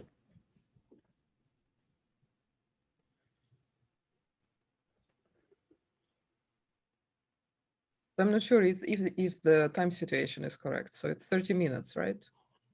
32. 32 minutes is what he Yeah, has that's on the fine. clock. Right. Still more than Dominguez had against Levon after move 19. True, true. Yeah, Dominguez got low on the clock very, very quickly. But yeah, to be honest, okay, I'm starting to get a little bit worried about the time situation here. I mean, 31 minutes for 21 moves to be made is not a whole lot of time. And really, if the position is gonna heat up, as we were talking about earlier. So yeah, people are saying you gotta move, dude. People are saying is F5 a move? I don't think F5 is a move here. Sorry, guys. Also, F5 from white does not seem to be a legal move, so I don't think it's an option. But it's kind of funny, right? So sometimes streamers they make fun of chat when they suggest illegal moves. But the other day I was practicing the piano, and I was having a really tough time with the notes, right? And I was like, okay, probably this is how people feel when they just start out in chess and they just cannot tell the coordinates, right? They just cannot tell the moves on the board. So yeah, I guess that's how So people you were feel. doing blunders. Basically, that's what you're saying. Right, I was making a lot of blunders, playing the wrong notes. Yeah. So you see, chat, grandmasters also can blunder. Yeah. And when someone makes a blunder, what do? You hit your caps lock key and you type in blunder. So yeah. He's losing. Losing. Losing. He's lost, chat. He's lost, chat. I messed up, chat. Indeed, very good. Blunder. Inaccuracy. I like that much more. Inaccuracy. These days, Yeah, everything becomes blunder. the chat knows that if they yell inaccuracy, we're not gonna have a look, so it's much better to yell blunder. So let's see. Hikaru still thinking in the current position. Let's see. I don't know. Is G6? Yeah, what should he do? You gotta move. You gotta So go. we had another prime from someone with I think it was like weird something. Sorry, the chat is moving too fast for me to catch up, but thank you for your prime. Thanks everyone for all the support. Yeah, once again, thanks everyone. If you do have Amazon Prime, make sure it's connected to your Twitch Prime. That way you can subscribe every month to one channel for free. There's no downside to it. There's only upside. You take $5 out of Jeff Bezos' pocket and you put it into the pocket of hard-working streamers. And if you throw in your Prime here, you enable Hikaru to have a great commentary. So make sure to use that Prime, you guys. Do not let it go to waste.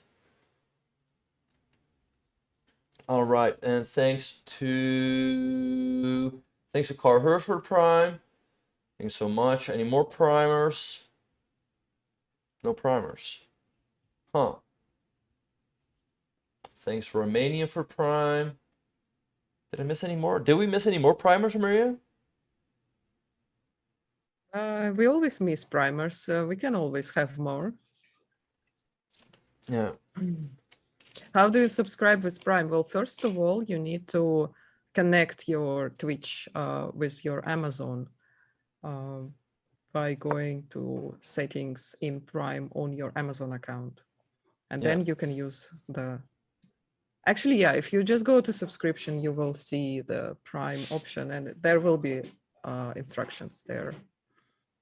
Right. Thanks. Wow, we got some real big hype. We already are on half of level 2 hype train. Amazing. Thank you for the gifted subs, Shreyas and Cross T-Man. Right. Thank you, Thanks Tagus guys. for the and tier Prime. 1. Thanks Oblivious XO for the Prime. Thanks Kelgabor for the 23 months. Thanks Omnius for the 23 months. Thanks Panamac for the Prime. Thanks Crossyman for the gifts up to the community. Thanks Ben's Dad, for the Prime. Thanks to Barso Bit for the 500 bits. Thanks Arceus for the 1 gifted sub. Thanks Big West for the Prime. See guys, it always works. And now let's see, Levant, thanks Schnuggets for the Prime. Alright, so since a lot of people threw in their Prime, I'm sure that Levant is gonna take his time here. So Bishop D5 has just been played by Hikaru. What do you make of this move? Well, of course, when you look at the engine, you might think it was a mouse sleep. Well, of course, it wasn't. And I can see the idea behind trying to trade the bishops. I mean, for example, Hikaru might... so let's say Levon takes on d5, right? We recapture, we attack the knight. So Black has to spend a tempo moving the knight to safety. Then we can play a5 and later on start attacking the pawn on a6.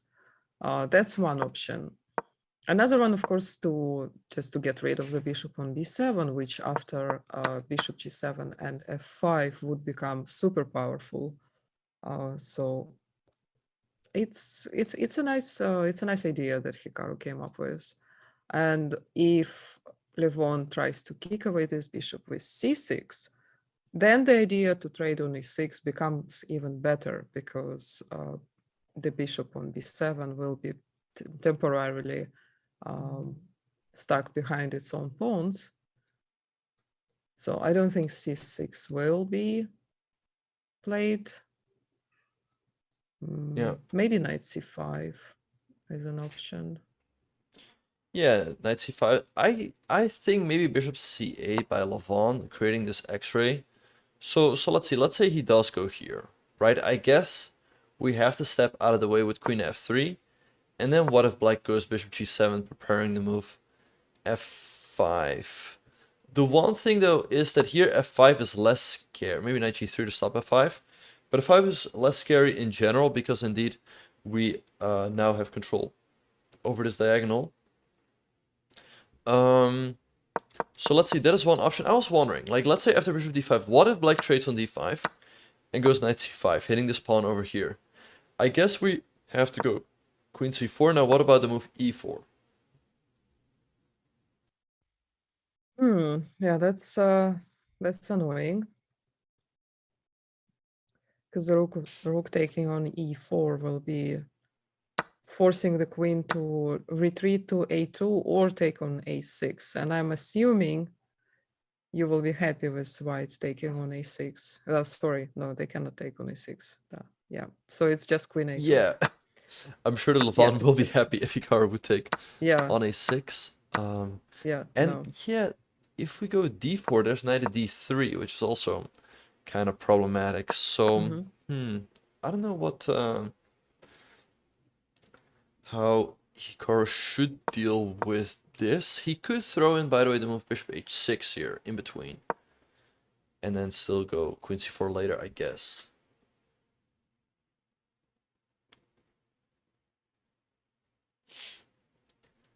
So let's see what Levant is going to do here. Do you think it's more likely that he will trade on d5 or that he will go bishop c8, for example? Well, I can see him doing either. Well, I see that the engine is also looking into the move h5. So let's say I mean, h5 I also would not makes sense. expect it from many players, but after what Levon did to Vincent Keimer in their game where he played g5, I would not be surprised with anything. True, yeah. Thanks Reek Monster for Prime. Alright, so let's see. So h5 also makes sense indeed, and by the way, we're getting word that Hikaru has 28 minutes on the clock and Levon 42. So Levon, I mean, he's up on the clock by almost 15 minutes, but he also doesn't have all the time in the world, given the fact that both players still have to make 20 more moves to reach a time control. So let's see. So h5 makes sense. So I guess we have to go queen f3. It's the only move that makes sense. Maybe Levon takes here and knight c5 because e4 once again is sort of a threat. And now, I mean, we could go knight g3 to stop all of... And the problem is it's not easy to get rid of this knight on c5 because we don't have bishop e3 available. Then we hang the pawn on d3. We do have to move bishop a3, I guess, if black takes on a4. Maybe we have some tactic with taking on d6. And I guess e4 isn't too scary. I mean, I guess we take, which should be alright-ish. But the one thing that is annoying is that black could always move the knight back, then move the bishop back, and then start rolling with f5. And black has a very pleasant structure there. So, and the point behind the move h5, to illustrate, is that after this, let's say if black trades right away and goes knight c5, we have queen c4, right? But if black goes h5, he pushes the queen back, and then white does not have this move. So yeah, what do you expect in the current position here, Maria? Yeah, maybe bishop c8. I like this, but h5 is very committal. True, yeah. I would not be too surprised by seeing Levon playing it. It really depends in what mood is he. Is he really going to try to play for a win, or will try to be more solid? But yeah, I don't like allowing e takes d5 as black. I think I will not be happy with the position where white has this annoying pawn on d5. True, So yeah. yeah, either h5 first, then bishop Um, d5, or bishop c8, as you said.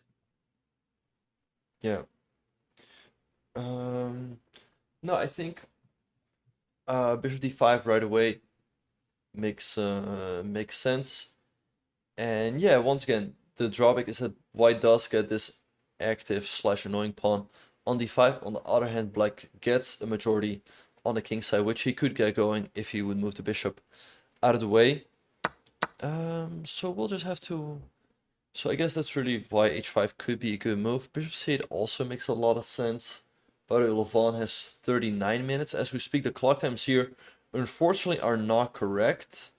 I also don't think a quick refresh will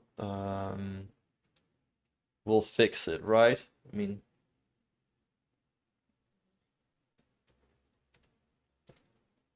Yeah, it looks like it's about half an hour difference on the clock.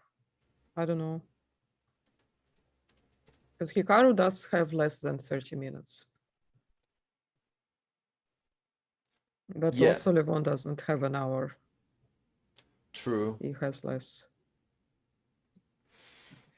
Let's see what Levon is gonna come up with. I guess he must realize that he has his chances to strike here, because normally with black you're happy with a draw in the first game, right, and then you try to press with white.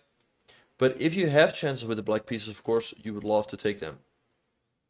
Correct, yeah. At least you can always psychologically pressure your opponent, and even if you end in a draw, you will come to the next game playing with white pieces. So it's definitely just a good position to be in mentally.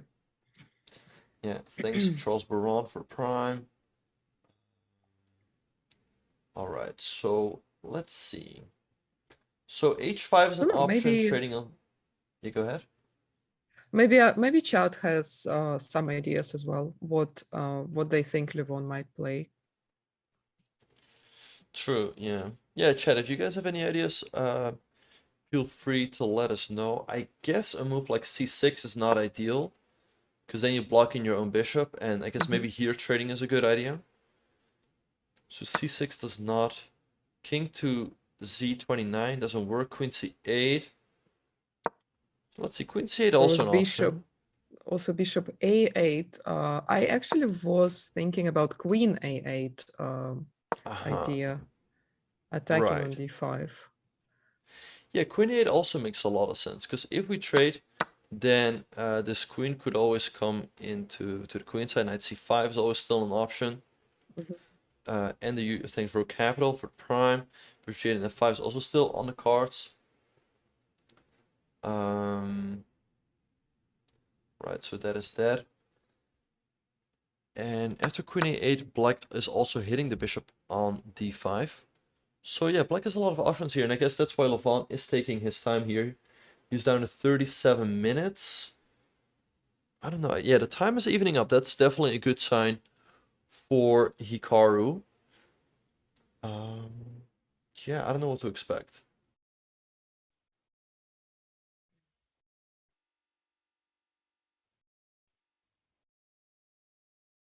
Yeah, queen a8 is an interesting idea, but then queen will be really misplaced on a8 if Hikaru takes on e6. Because there is True, then no, Hikaru could still take on and could like still he's take on winning a e6. tempo. It's True. very likely that bishop d5 was played with the intention to force black to do some move to kind of spoil their position a little bit and then take on e6. It's Right. like this Yeah. disappearing move, right? When the bishop attacks something and then goes back. Here is similar, but with taking. Yeah. Indeed. If the black queen were to move here, then trading becomes more appealing, because the queen's a bit off from all the action on the king side. The black wants to unleash with the move f5. Yeah, so Yeah, it's unlikely Levon will play that. true. So yeah, I guess Levon also realizes that this must be the critical position. He has a lot of options here. So let's see what he will do. As we said, h5. h5 makes a lot of sense, I think. And then go for the straight. I guess really the straight on d5 is critical, right? Because if it can somehow work out for black, then this kingside majority could be very scary. So that's where the move h5 would make sense, because then queen c4 is not an option. But bishop c8 also, of course, very, very playable. But yeah, how long is Levon already thinking here on his move? It's definitely like at least 15 minutes. Do you have any idea? Like, Yeah, it feels like it was about 12 minutes maybe. yeah. And by the way, for those of you who are wondering, Hikaru is not qualified to the candidates tournament yet. Even if he wins this game, once again, the Grand Prix is a series of three tournaments. Every player will play in two tournaments. So you accumulate points in the two tournaments that you play. So you have to do well in both tournaments. I think if you make it to the finals twice, I think that should be good enough to qualify. And even if let's say you make it to the finals once and maybe to the semis in another tournament, that also gives you decent chances. But once again, you have to do well in both tournaments. Even let's say even if Hikaru wins this one, he doesn't have any guarantees. So it all remains to be seen. It's Yeah, three it all tournaments, you guys. depends on other players as well. Yeah. So, but with all that being said and done, you guys, we are going to be taking another break, but do not go anywhere, you guys. Keep sending in your energy. Hikaru needs you more than ever. Keep sending in your prime. Levon is getting lower and lower on time, and we will see you guys right after the break.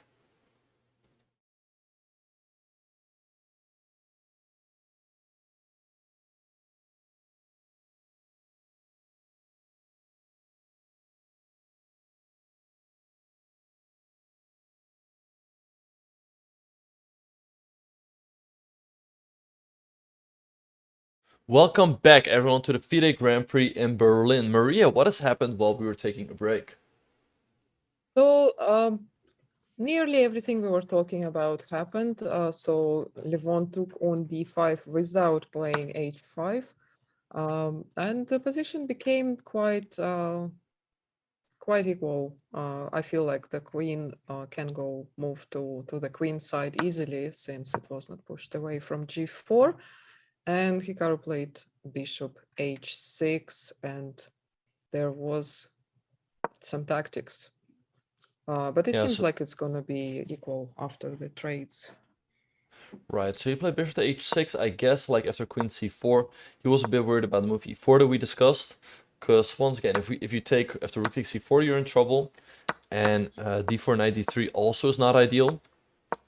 So yeah, I don't know. This looks quite worrisome. So instead of that, Hikaru played the move bishop h6, hitting the rook, and here Levon played knight takes d3, hitting the rook on e1. So let's see. I guess if Hikaru wants to go rook e d1, maybe knight b2. I don't know. So rook e d1 is an option, I guess. Hikaru could also take the rook on f8. I guess Levon has to take the rook on e1. Then maybe we move the bishop back. The knight is not quite trapped. Okay, if it goes to c2 after rook c1, I guess it should be getting trapped sooner or later. But the knight could come back to d3. And I don't know, this could get really sharp. Like, let's say we go queen to c4, hitting the knight. Black has e4, for example. We could take this pawn over here. We get the passed a pawn, but in the meantime, black can play g5 and suddenly try to trap our bishop on h6. So this is definitely heating up, and Hikaru has taken on f8. Levon has to take the rook on e1. I mean, there's no other options, right? Yeah. Yeah, it has to be the move. Right, and let's say Yeah, moving back the bishop to h6 makes sense. It's better to keep that bishop.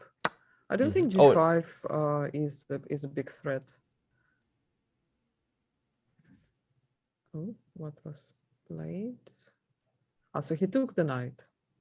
he took the knight, Levon took the rook, and queen is c4, but this cannot be good. I mean, he's just down a pawn here, I think. I don't like it. And by the way, Levon, it shows that, okay, Hikaru has 23 minutes and Levon has 48. This is not looking good, I think.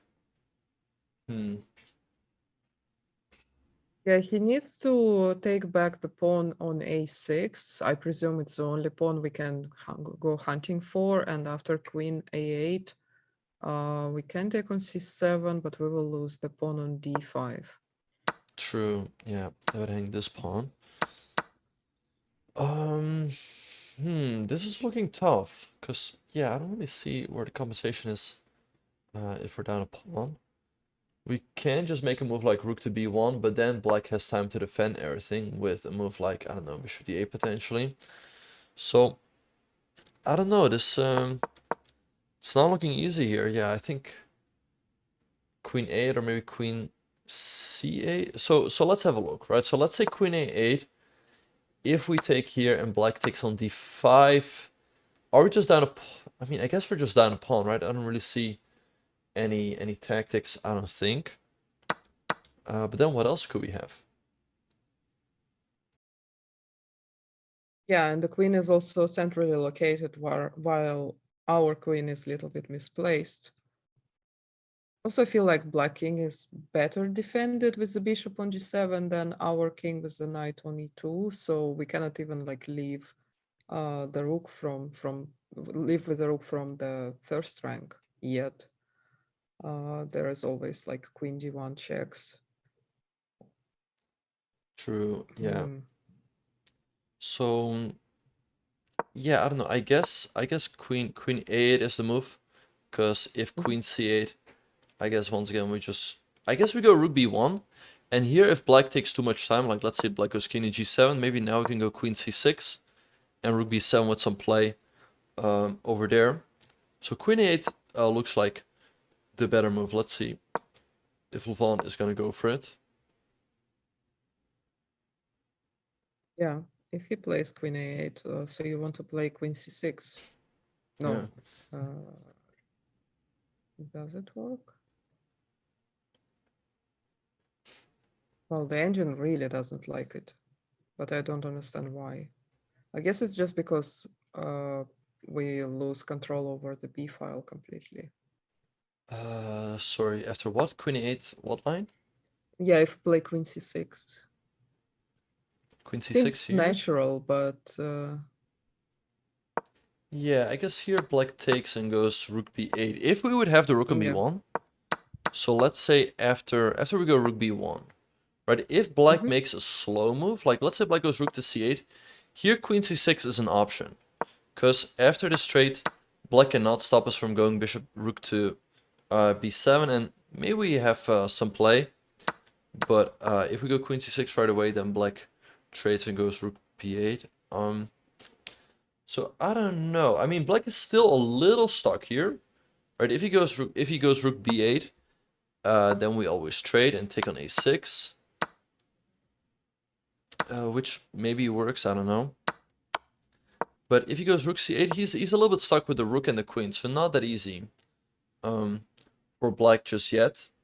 So let's see what Levon is gonna do here. Yeah, rook b8 probably will be more likely to have active rook. I guess so, yeah. So, and if he doesn't play queen a8, what else can he play? a6 is hanging. a5, probably not really an option. You will have to go with the queen to a8 anyway to defend it later. Right. Yeah, and you need to get the queen out of the way to move the rook to b8. True, yeah. So, I mean, I guess if black does play queen e8, I mean, I guess we kind of... Although we don't necessarily have to play this, right? We could also play a move like knight at g3. Oh, wait, actually, queen e8 has been played by Levon. Yeah, Levon playing very well here. Not easy.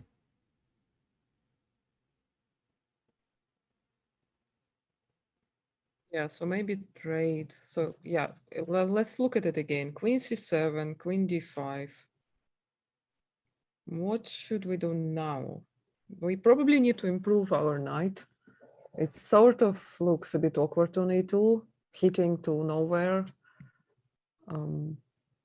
Maybe put it on e4, knight g3, knight e4.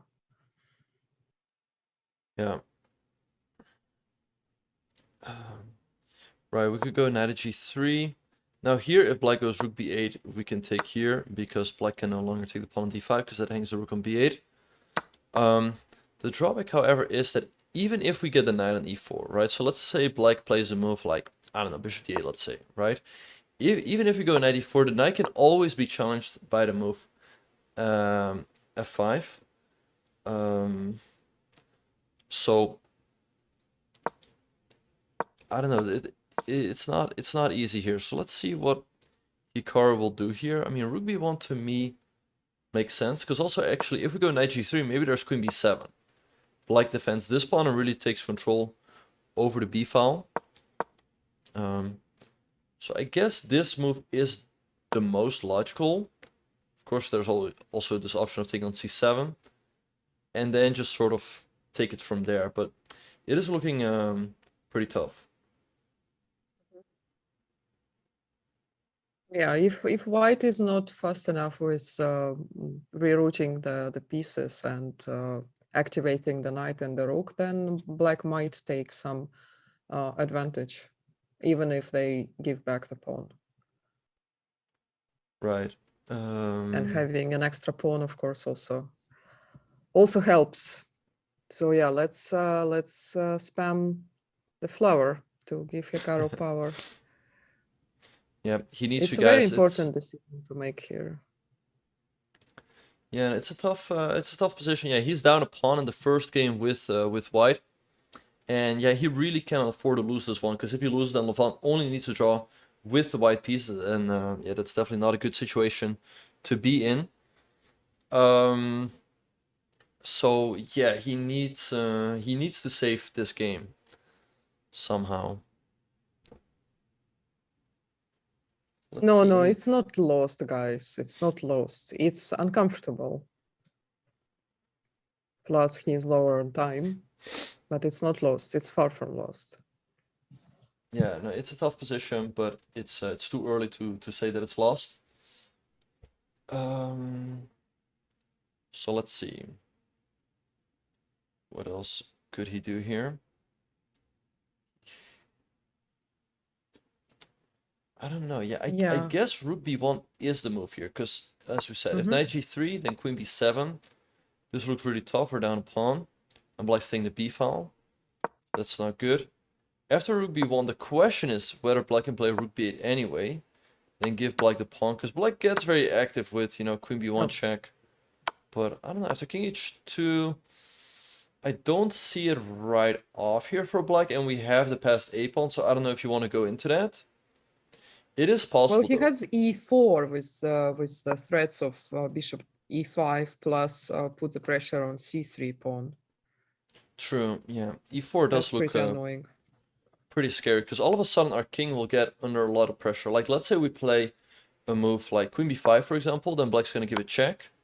And then after g3, queen f1, we simply cannot defend this pawn over here, and we're simply getting checkmated.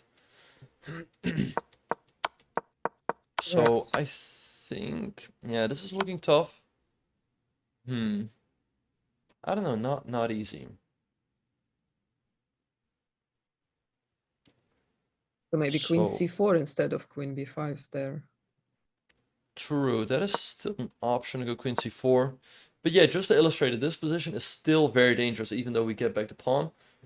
And as we speak, we have Hikaru here on the main screen. He is studying the position, but yeah, with only, how much is it? 21 minutes on the clock. It's looking pretty tough here. Well, they did make 10 moves since he had half an hour left on the clock. So the ratio is pretty good. Yeah. Roughly 2 minutes, 2.5 minutes per move is not too bad, especially when you have the best bullet player, one of the best bullet players in the world. True, but yeah, the position on the board is quite problematic because he's down a pawn and it does not seem like he has sufficient compensation. I was a bit surprised that he recaptured the knight on e1 so quickly, but let's see here. So let's say we take on c7, right? So black has to take on d5. I mean, maybe there's still knight g3 and go knight e4. Maybe this is what he should try. Like then knight e4. Yeah, I mean, hitting the bishop, hitting the pawn. I guess that's sort of the only... There might be bishop... Oh, I guess bishop d8, maybe just go here. Then knight e4 on the next move. I don't know, it's tough, but there are still chances. And yeah, Hikaru has 19 minutes, Levon 44.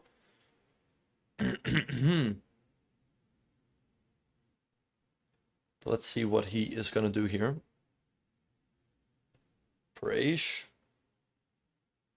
Got to look at the ceiling. Well, he did earlier, not on this move yet. Yeah. No, and indeed, as people are pointing out, it was like -10 or -7 or something against Yasipenko, and he drew that game. So it's still way too early to say that he doesn't have a chance. And thanks to BG for the prime. Thanks so much. No, it's still a 3 result position. Nothing is decided here. Hikaru is not too happy with his position, judging by his body language, but I think he's optimistic.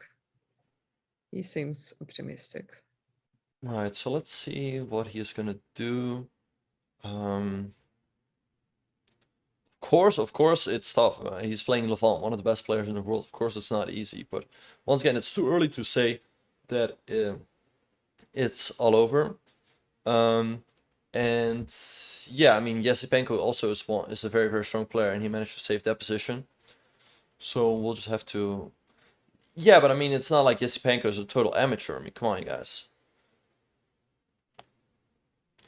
Anyway, Hikaru just has to try and keep fighting, and there's still a chance. But, of course, once again, it's not easy. But okay, so he plays rook to b1. So now let's see what Levon is going to do. And we see, by the way, Levon walking in front of the camera there. So as we said, rook b8 is an option, or maybe just rook c8 defending this pawn on c7. Let's see which one he's going to go for. Rook b8 Yeah, blitzed yeah, out by it's- Levon. Okay, so he of course was thinking over Hikaru's move and consider this option. Yeah, And Levon rook will, b4. out of two options, Levon will always go for an active one, for sure. True, yeah. And I kind of like the move by Hikaru, rook b4. Because now the pawn on c7 is under attack. And if black trades on b4, we're going to recapture with the c pawn. And now it's not clear at all. Because white wants to go a5, b5 and create a protected passer. And black, on the meantime, c6 is the c6 square is guarded, so black can never push this pawn. His majority in the center isn't too scary yet, but this majority here will get quite annoying. So I really like rook to b4. If black makes a random move, just to illustrate, like let's say black goes here, now we can take this pawn on c7. So queen takes c7 is his threat.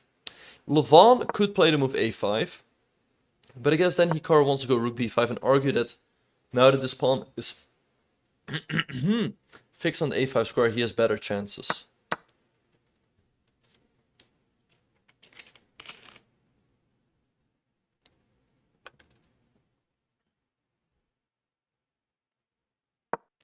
So what do you think Levon should do here? I don't really like a5 because the outpost on b5 becomes just too nice. And the queen is also covering d5 from there. Seems like it's just going to be deadly blocked for black to get any advantage from that pawn. But on the other hand, what else can you do? True. Oh, thank you, Keith, for gifting a sub in the channel. As we said, yeah, taking on b4 is definitely not the way to go. Levon could decide to just keep the position with a move like king g7, making sure this is always defended. Here, I don't think Hikaru can. I mean, trading on g7 is sort of the same thing, and even a better version for black now that this is on the board. Taking on c7, I guess, is also not an option really, because black is going to trade on b4 and then take on d5, and this should be pretty good. Queen d1 is a threat. So I don't know, king g7 is, I guess, the move I expect from Levon. Maybe knight g3 for Hikaru? Yeah, actually, now that I think about options, what Hikaru can play if black does not play a5, and the only thing comes to my mind is a5 for white, which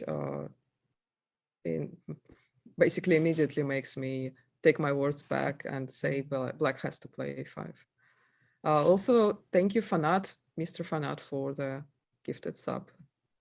Right. And also the Prime by Rodrigo. Nice. You guys are very generous today. Really appreciate it. Thanks, guys, for all the support. Thanks, Risho, for the Prime. Okay, so let's see. I mean, after king g7, maybe this move knight g3 makes sense. Because then if he takes on b8 and takes here, he's better prepared for this whole invasion with queen to b1. And once again, it's not that easy for black to make a move. I mean, bishop d8 is very passive. Now, like I said, we take on a6. This is still not ideal for black. We just take, and white has decent chances to hold here, I think. And once again, a5, there's always rook b5. So, tricky position. Let's see what Levon is going to do here. Yeah. I think king g7 is the most likely. You will allow a5. I mean, we cannot stop black from going a5, I guess. Like king g7, we could maybe go a5 ourselves. Yeah, maybe we could, but Black is of course not. Yeah, actually, there's also something to be said for a5 because now taking becomes more appealing because we push the pawn of the board. Once again, we're very well prepared for this trade because we take. And honestly, this could get very quickly out of control for black. Just to illustrate, let's say black plays a move like queen b7, right? To stop b5. We could go b5 anyway. Black takes, queen is c6. Even though we're down 2 pawns here, this a pawn is extremely dangerous. We go a6, queen b7, and this pawn is going to push up the board very, very quickly. So, yeah, let's see what Levon is going to do here. He must think that this position is good, but he also must realize that it's not that easy. So let's see what he's going to do here.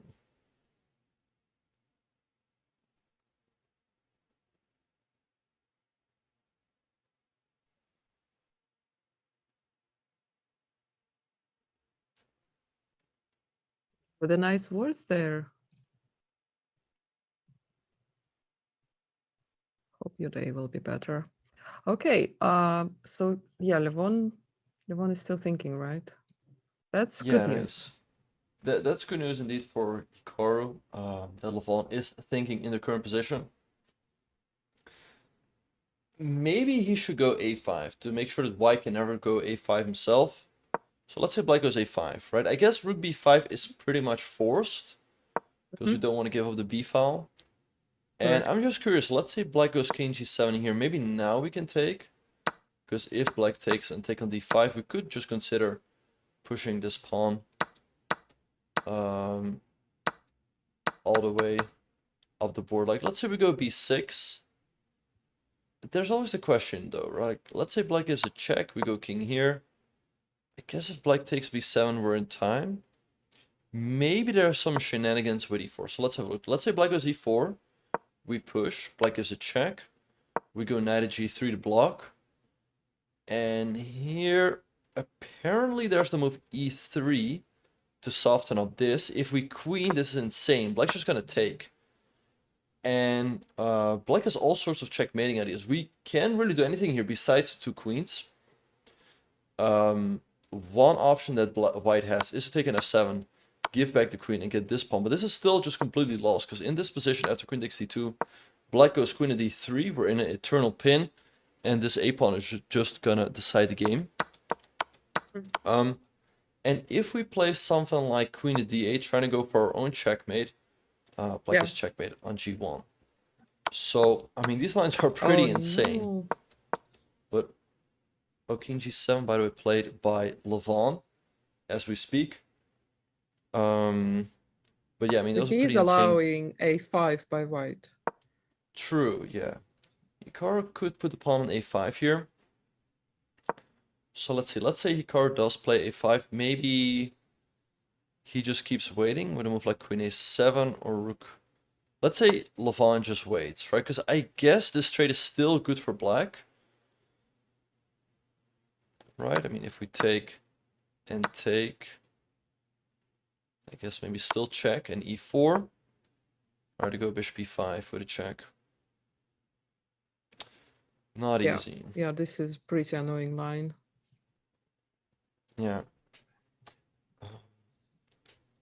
So I guess that's not ideal. So maybe it's better to play knight g3 instead of a5? Right, knight g3 also makes sense. Bring the knight to e4. I mean, we do allow a5 by black, but then later in all these lines with queen going to b1, at least we don't allow e4. True, yeah. So let's see. b5. I mean, I guess it's still not easy. Let's say black takes, we take with the queen.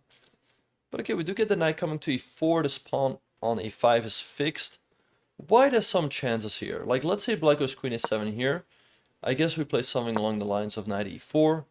And if bishop e7, maybe...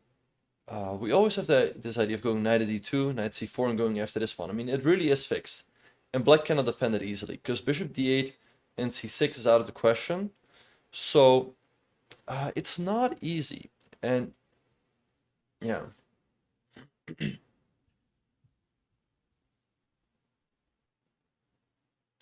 So, what do you think? Yeah. You think a5 or knight g3 is more likely?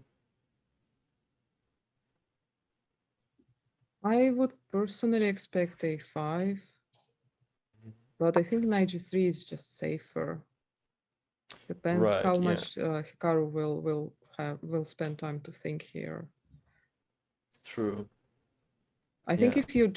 if you try to rush it and you well, realizing that the time is getting low, you will play a5.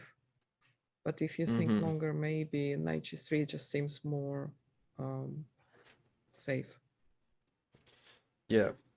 By the way, it does seem like Hikaru has 15 minutes on the clock. Levon has, how much is it? I can't quite tell. Levon has 38. Can pull it up real quick. We can see right here that once again, if we look very closely, Hikaru 14 minutes and 40 seconds, Levon 38 minutes. So not an easy clock situation as well, but indeed either a4, a5 or the knight to g3. Hikaru still has to make 13 more moves to reach the time control and to get an additional half an hour on the clock. So let's see which one he's gonna choose.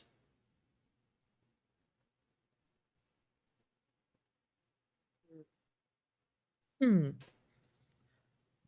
Right. But yeah, I guess besides knight g3 and a5, there's really no options, right? No, no, absolutely not. Queen c6 would be Oh, probably and a we have a mistake. move. He has played the... Wait. Knight g3? Okay, he's playing knight g3. Yeah. Alright, so knight g3, also a very logical move, improving the position of the knight. And now maybe he is threatening to take here. So let's make a random move for black. Right, although this isn't... Let's say black goes h5. Right, improving the position a little bit on the king side. Can we ever take on b8 and on a6 now? Right, I guess if black checks, maybe now we have queen f1. Let's have a look. So let's say black gives a check. Or there's also knight f1, which is also pretty solid. So yeah, I guess knight g3 also makes a lot of sense. Bishop d8 doesn't help black at all, then we take. If black takes on b4 here, we still have pretty good drawing chances, I think. So I don't know, not easy here for Levon.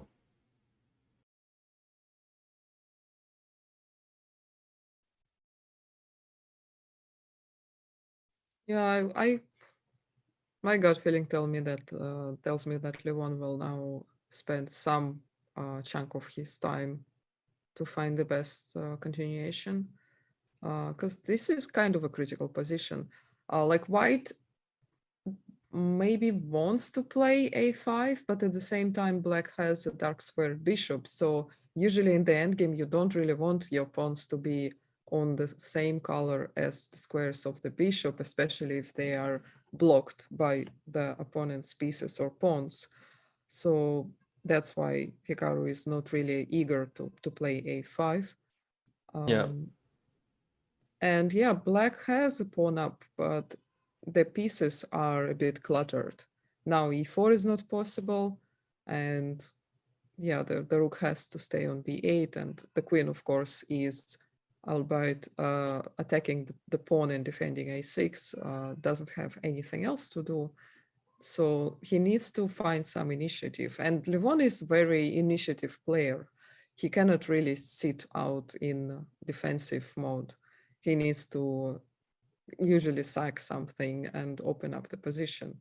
Especially when you have more time on the clock, you want to do that. So true. he is looking for something active here.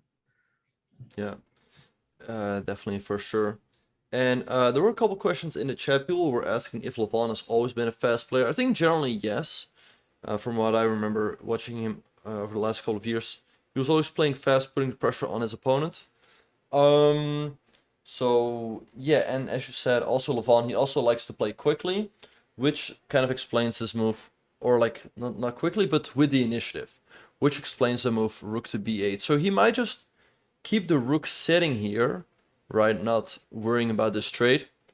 So let's see what other options he has, right? I mean, taking here is nothing too scary. Maybe a rook c8 is an option. Oh, he has played the move h5. So we looked at this very briefly, so I'm not surprised. Once again, he's sort of offering back this pawn, but he will get the initiative. So let's say Hikaru takes on b8, he recaptures and takes on a6. Right, so in case of queen b1, knight f1 seems to be holding. Right now, white's king is fairly safe, but maybe there's also someone like queen b3, and how do you defend Yeah, this I pawn over really here? don't like queen b3. Queen b3 seems to be more flexible here. Right, And yeah. taking both pawns, and queen d3 loses the pawn on a4. True, yeah. Right, so this is what's on the board. Hikaru could also play the move a5. If a5 makes a lot of sense, I would think. I mean, yeah, queen b3 looks kind of scary, but it cannot be anything too dramatic. I mean, let's see. So after queen b3, right? Maybe just queen c6 because we still defend all of the pawns. But I guess black goes e4, opening up this bishop, and I don't know. It's tough to figure out what's going on. So that is one option. Hikaru could also just keep the position with a5. Because if he takes the pawn now, he's better prepared for it. Right, so what should Levon do here is the big question.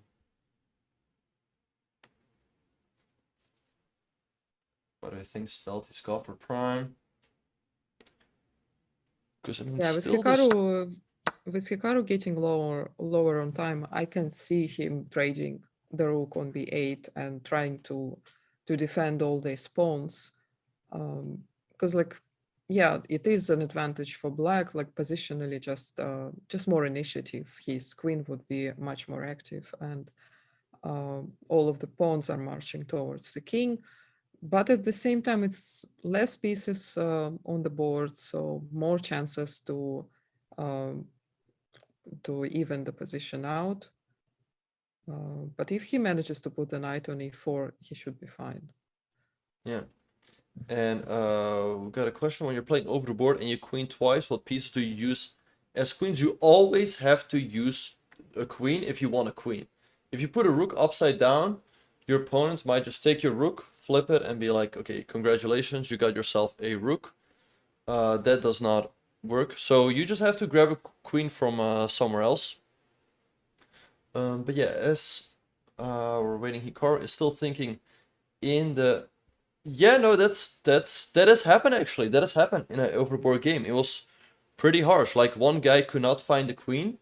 He put a rook upside down, and then the arbiter was That's like, what you usually do in a casual game, which is normal.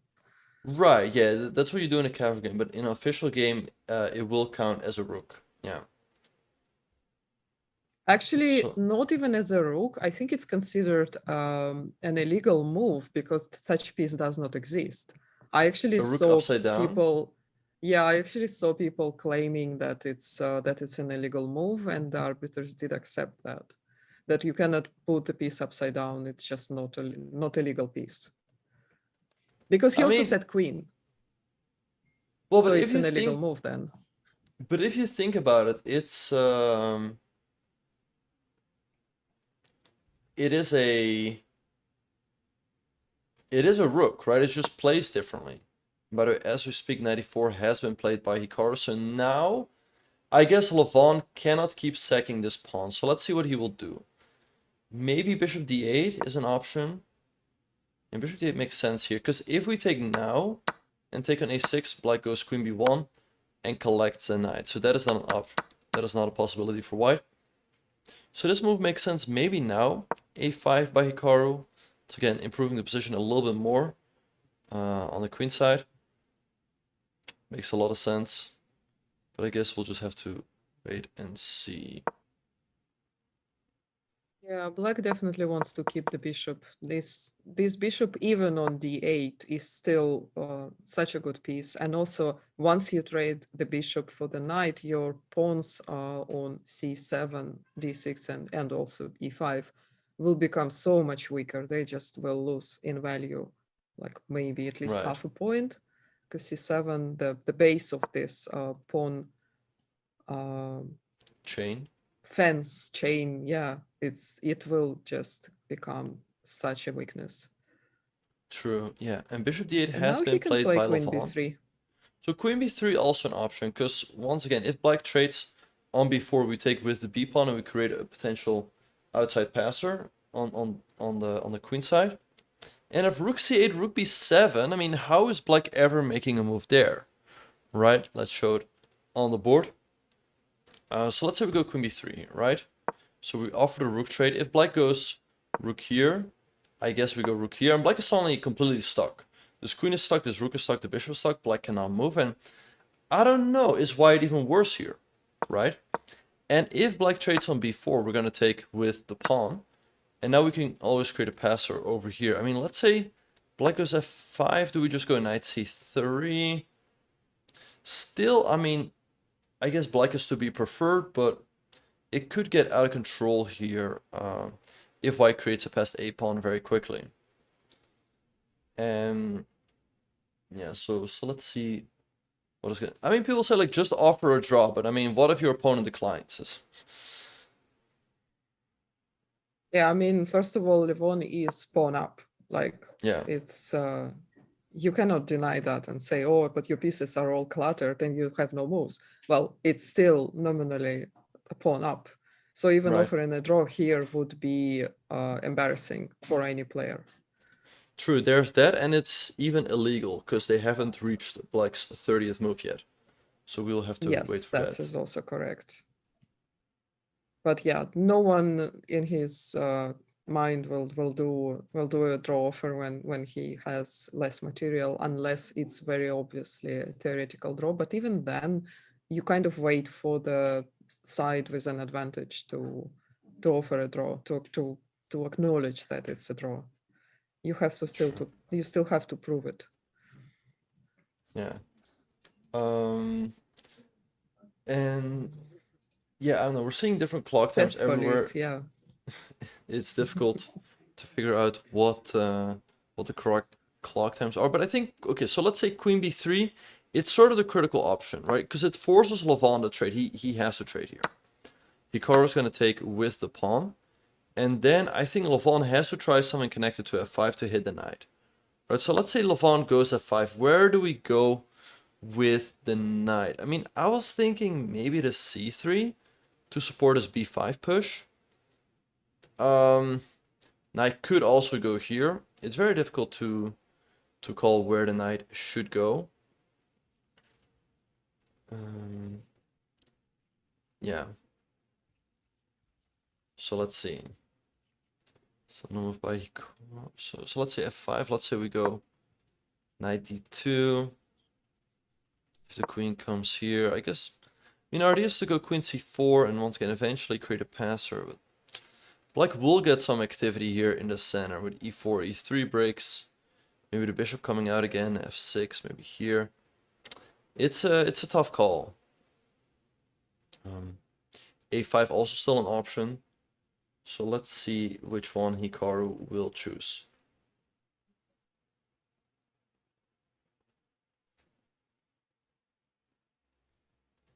Yeah, queen b3 seems like the most natural move in this position. Okay, a5 played by A5, Hikaru. okay. So let's see, what should Levon do here? So he's sort of preparing for this whole trade, if this ever were to happen. So what happens if Levon... Oh, I guess if Levon goes f5, he wants to go knight g5. This is a very nasty tactic. Because if you take the knight, we take here with a check, and we win the rook. So here white wins the game. And if black takes on b4 first, now we throw in this check, the king moves over, and now we take here, and all of a sudden things are great for white. Because this knight on e6 is super strong, it's putting pressure on the bishop, pawn on c7, and now b5 is going to come very quickly, and here white is in great shape. So f5 would be a huge blunder by Levon. I mean, yeah, we'll see. I guess, I mean, there's no way he will blunder this, right? But then at the same time, what is he gonna do instead? He could play something like h4, because then this always fixes the king side. But here Hikaru could play the move queen b3, and now after this trade, he's better prepared because the pawn is already on a5. So after b5, he would have a passed pawn right away. So let's see what Levon is gonna do. I think f5 it's unlikely that he's gonna blunder that, but you never know, of course. Thanks Hugo Martinez for the 15 months. Thank you so much. Right, so what else can we expect from Levon? Yeah, I could go blitz. If Levon wanted to play f5 for the whole game, trust me, True. this move is like one of the moves Levon will never not do, even if he did not want to play it. Like Right. most of the games where Levon was like in a difficult situation, he would just completely open up everything by playing f4 or f5. That's just out of the question. If he wanted to play that, he would have played it a million times. Yeah. So let's see. Indeed, f5. Okay, queen e7 played by Levon. Okay, so I guess his idea is that if Hikaru were to play queen b3 here, now he wants to trade and go queen d4. So queen b3 is not an option. What Hikaru could do here is maybe play a move like g4. Because now this pawn on e4 kind of gets an outpost. Like we're really discouraging f5 here. I mean, f5 to me feels like it's out of the question because we can take a knight g3. And we could even push this pawn all the way up to g5, completely stop f5, and then how are you ever going to get rid of this knight here? And maybe we just sort of sit here with white, and things cannot be that black. So g4 would be, I guess, a nice move here for Hikaru. Let's see whether he's going to go for it. g3 also an option. I think we just have to stop black from fixing the king side here, because that would be quite unpleasant. But yeah, so I guess the idea is like, let's say we go g4, right? Let's say this trade happens. Then if black just shuffles back and forth, here we can maybe now go king g2. And a g3 played by Hikaru, this is also a fine move. Is f5 an option now for Levon? Here f5 is an option. But I guess we move the knight back. And I guess now you trade. We still want to... What do we still want to get in this move? Well, let's say black goes... But it's actually tricky. After queen b7 here, we could go b5. So, I don't know. This could also shift Hikaru's way. A win for white is not out of the question here, you guys. Yeah, absolutely. Like the queen on a7 is completely cut off from the king side. If Levon starts pushing, it exposes his king. White has very easy way of rerouting the queen to the king side, and the knight is already there in the center. Like, just compare the pieces, the white pieces to the black pieces. It's very easy to see how the position is equal despite white being a pawn down, because the pieces activity here is so important. Right, yeah. And yeah, all of a sudden black's pieces are kind of passive. The queen on a7 seems kind of shut out the rook as well, and the bishop. So things are not that easy. I mean, like we said, this could easily turn Hikaru's way. There's actually quite a lot of traps. If you go rook to c8, there's knight takes d6. If you take, you hang your rook. So that is not an option for Levon. I guess f5 is, but after f5 the knight is going to move back. And now this is very much a threat. And there's not an easy way of escaping it. Because if you go rook to b7, we have queen to c6. And once again, things can easily turn Hikaru's way. Because after this trade, b5 is going to come very, very quickly. Hikaru gets the protected a-pawn. And who knows what's going to happen there. So yeah, Levon is taking his time here. Hikaru has approximately 7 minutes on the clock. Levon around half an hour. So clock situation is definitely in Levon's favor. But Hikaru only needs to make 9 more moves to reach the time control and receive an additional half an hour. Yeah, and it's not 50 minutes, you guys. Don't exaggerate. No, Levon has slightly above 30 minutes, and yeah, it is a big difference if you compare their times on the clock. But normally speaking, 20 minutes is not such a big deal. Right. So I like g3, I guess, also in a sense that it keeps white's king a bit more sheltered. So let's see what Levon is gonna do here. I mean, he could go f5 now, I guess, but once again, if f5, we move the knight back, and now this is a threat and taking here. So let's see.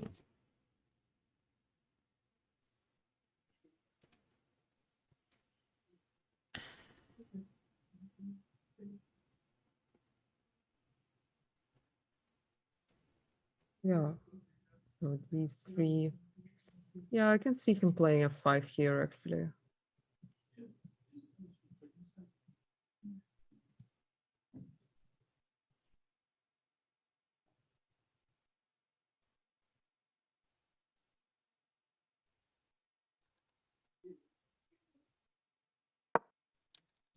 Okay, f5 played by Levon. Okay, Hikaru has to go 92 now. 92 only move played right away.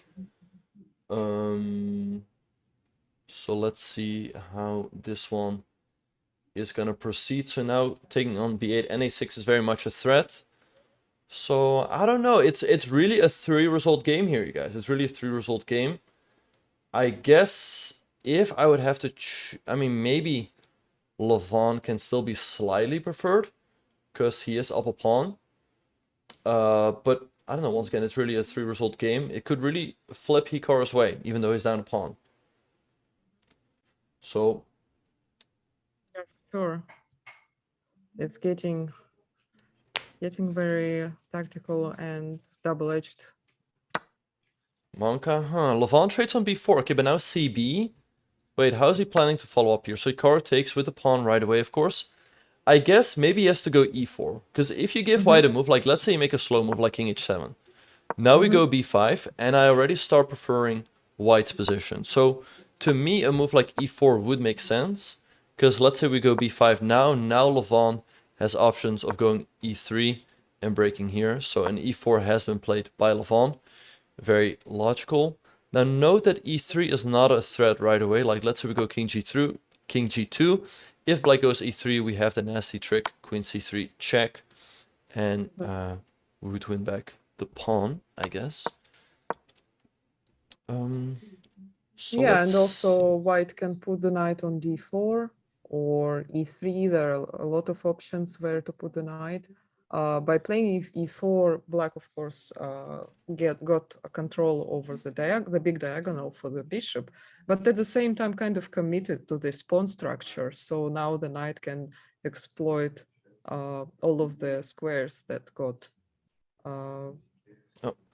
freed up for the knight.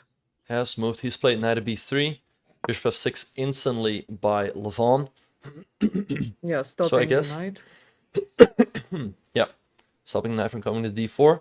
I guess if white goes b5, then black can always take and go e3, pushing this pawn. So maybe what Hikaru has to do is play a move like king of 1. Because if e3 is played now we can always go f3 and keep things closed. But still, it's quite tricky. Levon could play a move like h4 and threatening this pawn over here. So very, very tricky for sure, especially given the fact that Hikaru has, what is it, 6-7 minutes on the clock. Levon still half an hour. That's definitely going to play a factor. So yeah, things are heating up here. Very tricky position. Yeah, for sure. What do you think Hikaru should do here after bishop f6? Well, I think he does need to play with the king. I assume it's king f1. Oh, sorry. Well, no, it wasn't played yet. Yeah, I'm assuming king f1 because king on g2 will be just left there with no moves. And later on, if you will need the king in the center, you will have to go to f1 anyway. So it makes sense to go king f1 and possibly even king e2 later. I'm not sure if h4 is such a big problem. Like, yeah, it does seem a bit like suspiciously looking, right? The doubled pawns there, but at the same time, after you play e3, the queen is defending h4, so that is probably not a problem. Plus, the pawn potentially can go to h5 if the queen is on f4 and then collect f5 pawn. So white Yeah. also gets some decent chances here to play for advantage. Oh, he Mm-hmm. decided king g2, which is also understandable Yeah. from a human perspective. The king is much safer there. There are no checks. And he's also defending all of the pawns. And in case of h4, can be recapturing later with the king on g3. Right, yeah, so this one is really heating up. King g2 looks like a good move. He had to address e3 somehow, because if e3, we can't play f3. It's very difficult to figure out what is going on here. Hikaru is going to go b5 very, very quickly, create a passed a pawn, so really all three results are possible. But yeah, with all that being said and done, you guys, we are going to be taking a break. Do not go anywhere. We will be right back with more action from the finals of the FIDE Grand Prix in Berlin. Keep sending Hikaru your energy. He needs you guys, and we'll see you guys after the break. Yeah. To the finals of the FIDE Grand Prix in Berlin. Maria, have any moves yet been made since we took a break? No, Levon is still thinking on his move. Actually, the time is kind of evened out. There is still 10 minutes difference, but this is the best time situation that Hikaru had since like move 20. So that's definitely an improvement. It means Levon does not see any way to improve his position, and maybe even considers that it must be equal situation. And I'm wondering if he will play e3 just to spice it up a little, but there is no danger for white with correct play here. Right, yeah. Now I think like e3 is always an option for black, and we definitely do not want to take. Because, although actually we could, because if we take, after black takes, this pawn is hanging over here. But I think generally he wants to answer with f3. And then e3, it also carries some risk. This pawn on e3 could become weak. And I don't know, like, maybe the position could become easier to play for Hikaru. Because let's say black makes a random move like king h7. I guess we just go b5, create a passer over here. I would think that Levon should always have enough counterplay on the king side with moves like h4 that are always annoying. And actually, so what happens actually if black goes h4 right away? How do we deal with that? I mean, I guess g4 is not really an option because black takes. If we take with the h pawn, there's always h3 check. Yeah, And this if is we dangerous. yeah, so I guess we have to take that pawn on h4, and if black takes with the bishop, we go, I guess, queen d4, because after this trade, knight e6 is a threat, b5 is a threat, so this should work out b5 for is white. probably biggest threat because knight c6 blocks the pawn on c7, and the bishop has no way of stopping the pawn a, Oh, which wait, starts moving. and that has happened. h4 by Levon, and Hikaru captured Okay. right away. Huh. So bishop h4 would be a big mistake due to queen d4. So let's see what else can Levon do. Maybe a move like king h6, waiting to recapture.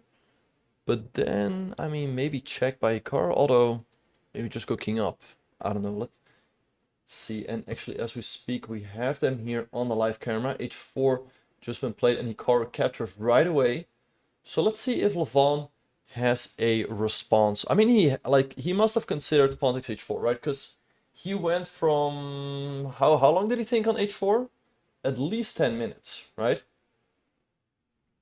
Yeah, it looks like it was 17 minutes even. 17 minutes. Okay, so he must have considered pawn takes h4, because g4 he must have seen, okay, f takes g4 and I win. You Actually, cannot no. let like Wait. 15. No, this must be a mistake. This must be a mistake, yeah. Also, it seems like I Hikaru think has it was. 6.5 minutes, Levon 15 minutes. King f7 was... Wait, but king f7 is not the move. Wait. Queen c6, this could really completely flip around. Wait. Yeah, king f7 allows queen c6 with queen d7 check, and black has no way of stopping it. Right, and what do And we if he call goes king back, f7?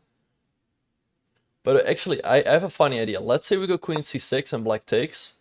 I guess we have... This is very nasty. We have check, and here's a problem for black. If black goes to f6, we have queen d8 check, we collect the bishop, and white wins. If black goes to f8, which is maybe what Levon intended, White has the extremely nasty knight c5. Because if you take d6, you cannot take because you Wow. hang your queen. Is Hikaru gonna... I mean, GG. Wait, is our move? No, no, no. No, I'm just saying that this will be a GG. Right, yeah. So, I mean, queen c6, what else can black do? Right, maybe... Well, actually, if you go king e7, there's knight c5 anyway. Because if you take, I give a check, and I collect your bishop with a check, and I collect all the pawns. So that's not good either. Let's see, I guess black has to take. We give a check. Black could block with... Oh my god! I guess if black blocks, we go knight c5 anyway. And if takes, Wow. d6, and you cannot capture either way. Because And here you're in a check, this is beautiful. and here you hang your queen. That's insane. Yeah, to have something like this available on the board is amazing. Like this does not happen very often. Right. Okay, if Hikaru finds queen c6, if he finds his variation, which is very possible, he can easily win this game. This could completely flip around. Spam this flower to give Hikaru power. Make him find queen c6. Can he do it? Now, the one thing I was wondering about, like, let's say after check, what happens if the king goes to... I guess we go knight c5 anyway, right? I think we do. 'Cause- Yeah, we go to knight c5 like in almost any line. Right. The queen on a7 becomes such a chore for black because of not being able to move the pawn from c7. h5 by Hikaru. This is not the best move, but actually he is still better. So let's see. I guess Levon has to take on h5, which is what he did. Maybe now just b5 from Hikaru. So let's see. If he goes b5 been played, guys, this is Hikaru's game to win now. Even though he's down a pawn, he is better. The passed a pawn is super strong. Black's king is suddenly getting very exposed. Black could play a move like bishop h4. We would just go queen e2, hitting the pawn on h5. And once again, it seems like Levon has lost control over the position. And, I mean, if you trade here, we take. This a-pawn is going to be super strong. a6, queen b7 coming very, very quickly. Levon having 14 minutes. How is he going to try to save this one all of a sudden? Because it seems like Hikaru has the initiative all of a sudden.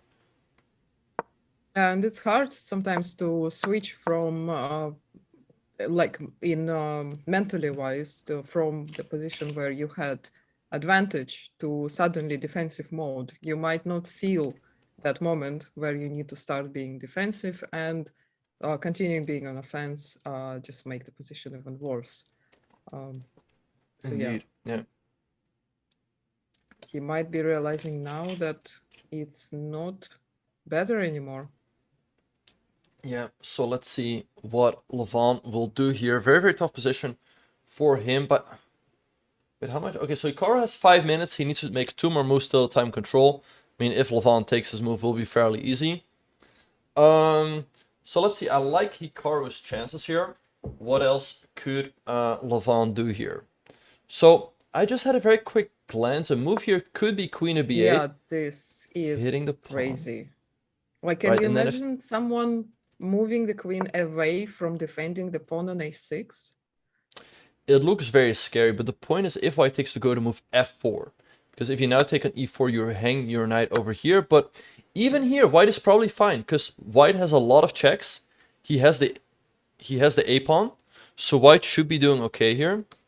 There shouldn't be anything that Hikaru should be too worried about. And then, so let's see, queen b8 is an option. What else could be an option for Levon after the move b5? I mean, AB, queen b5, I kind of like how that progresses for white. And I think bishop h4, queen e2 is also nice for white.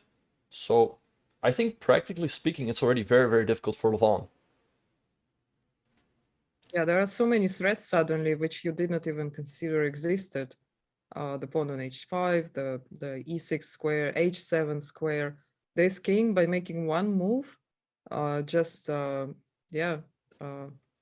signed the decree for a hunt to this queen. Indeed, yeah.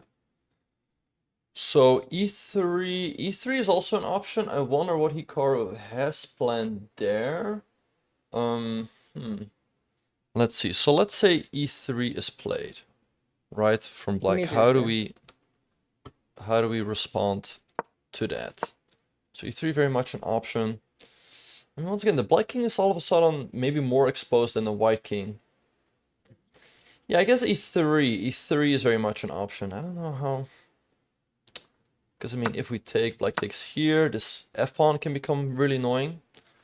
So I know too. I guess e3 is what Levon is going to do. Hikaru could maybe go here, but take...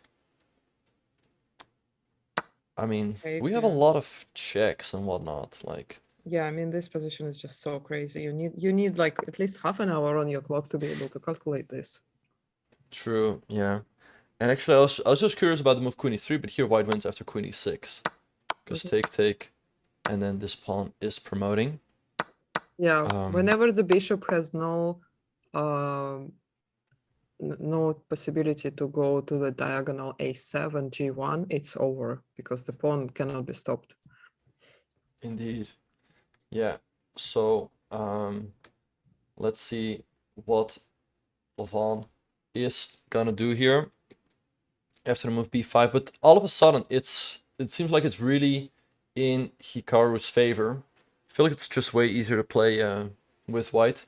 His king and f7 is way more exposed. Yeah, and it's also his type of position, and he's so like insanely good at tactics. Doesn't matter how much time he has, 10 seconds or 10 minutes. He will find the tactical, at least ideas. When you see the ideas, you will see the key move, the candidate moves in the right moment, because they will be always there. People are saying he will offer a draw, but I think if Levon will offer a draw, at this point, I think Hikaru will simply decline it. Because once again, at this point, the position looks easier to play for white, and I think things have really shifted. So let's see. Yeah, and like when you offer a draw in a time scramble in an uncertain position, when like it's hard to calculate anything, like even psychologically, it makes sense to decline that offer.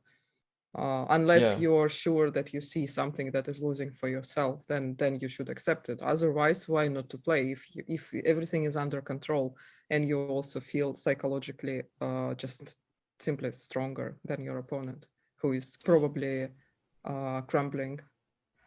Yeah, but sometimes it can be an idea. Like, let's say Levon takes on b5 and then offers a draw. Sometimes that's clever because Hikaru only has one move there, which is queen takes b5. e3, by the way, has been played by Levon. But with the idea being that if he would not offer a draw, Hikaru would recapture right away on b5. But there, at least he would force Hikaru to spend some time. But anyway, as we said, the move e3 had been played by Levon. So I think here we set queen d3, right? Which looks kind of dank. But we take the pawn and the 5 and then all of a sudden... So let's have a look. Like, let's say we go here. Black takes. We takes. But okay, black takes... Although we get a lot of checks, we should always have a draw.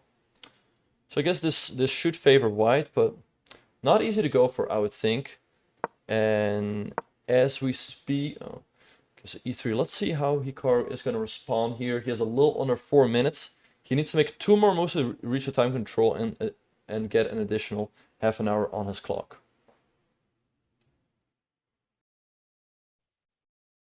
Yeah, chat, send your power. Channel your power for Hikaru.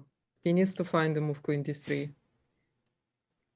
Right, so I guess, yeah, as we said, this is probably the move. Right, he could also go something like f3 or f4, but don't quite like that. I mean, especially a move like f3, because I guess after f3, here Levon could really consider something like queen b8, and then queen g8 and some attack over here. So let's see what Hikaru will do here. This queen e2 makes sense. True, this move also makes sense. To hit this. Yeah, no, this also makes a lot of sense. But maybe queen b7 here to hit the pawn. Yeah, queen b7 is annoying. Right, and the difference is not defended. Indeed, yeah.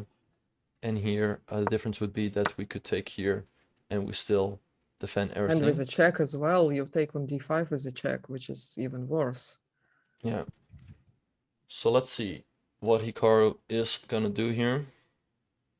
Queen e3, yeah, but I feel like queen e3 is a difficult move to find. Of course, it's I agree. possible. No, I guess if you consider queen e2 and you see that in all variations d5 pawn gets attacked by the queen and you cannot defend it, you might come to, it's just by process of elimination you will find queen d3. It probably will not come to you immediately. True, yeah. But I'm sure he's considering both options. Yeah. Hikaru is He also having 3 could minutes play on the f4 just right. to F4's prevent the trade. true. That is also possible. But once again, black has this option of switching the queen over to the king side very quickly. Of course, very difficult to evaluate what's going on there. But yeah, let's see. So, Hikaru 3 minutes on the clock here. I think needs to make 2 more moves. So it depends whether the 40th move will be easy or not. Of course, he has to keep some time for that 40th move and not like, 30 seconds, because then he could easily blunder. But let's say he plays queen d3, right? If Levant takes on f2, I mean, even if you have 2 seconds, queen takes f5 is an easy move to make, I would think. And he would have at least 30 seconds. So, but wait, he has moved. He's played f4, which is not a move, but it still keeps the pressure on Levant. So we set queen b8, I think. So let's have a look. Let's say black goes here. Okay, let's say we take on a6. Yeah, but then check. Wait, and if king f3, then queen g1, and all of a sudden we could get checkmated over here. Yeah. So maybe after queen to b8, we have to move the king up. But black's gonna take. Maybe we go here. I guess this position should be approximately even. Mm-hmm. But let's see, now the pressure is on Levant. Will he find queen b8 or maybe queen a8? He has to find this idea of moving the queen over to the king side. Is there any other ideas? Not that I can tell. If black takes, I think this trade really favors us. It's an idea though, but I mean, given the fact that we always have this check, should favor white. So let's see. Hikaru has 1 minute and 46 seconds, and Levant has around 9 minutes, I believe. So Levant still has plenty of time. But let's see what he's gonna do here. Yeah, this is move 38 that was Right. late. So Levant, So 2 more moves, Hikaru needs Hikaru, to 1 make more move. 2. Yeah, No, Hikaru, this 1 more move. Now it's Levant's time to move, yeah. Yeah. So let's see. 2 minutes should be enough. I mean, if he placed f4, he also calculated what to do after. And True, it's yeah. actually strategically a good decision, because after f4, king f3 is very, very logical move. So at least he is not blundering anything. So I think that's the reason why he played f4, so that he can follow it by easy move and then spend more time calculating the next steps. Yeah. So let's see what Levant is gonna come up with. So we said queen b8. What about queen a8 with the same idea? I guess we have to go to f3. And if black takes... Well, actually here we have the additional option of going here. Or just recapturing. Which also looks pretty decent because we get this check in very, very quickly. So, I don't know. I guess, practically speaking, white's position is to be preferred here. But let's see, Levant getting under 8 minutes. Can he figure out the right moves here? Of course, he could still go wrong here. A very, very tense situation here, you guys. This could be decisive for the entire Grand Prix. These next 2 moves. That's definitely probably the second or third critical position in this game. Thanks, Callens, for the prime. Thanks, everyone who's supporting. Right, let's see. So Levant is thinking after the move f4. Yeah, after queen a8, computer is also suggesting knight c1. which is hard to see the idea behind this move, but it actually frees up the queen from defending e2 square, plus possibly wants to play Okay, knight and e2. as we speak, queen b8 has been played by Levon. So I guess now king f3 is the... Oh, king f1 played by Hikaru. I would have preferred king f3, but this is of course also completely fine. So now Levon has some options. So Hikaru has reached the 40th move. Now let's see what Levon is going to do. Is he going to take on b5, giving white a passer, or queen g8 right away? But it's going to be very, very sharp for sure, because white is going to get a passed a pawn. Black has to get enough counterplay in time. And as we speak, we have them here on the main camera. Let's try to figure out what's going on. So Hikaru goes king f1, reaches the time control, which is always a good sign. So he gets up from the board.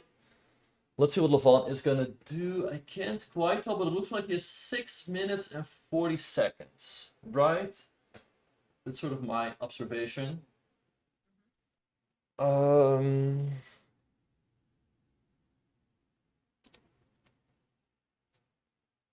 guess that's correct, right?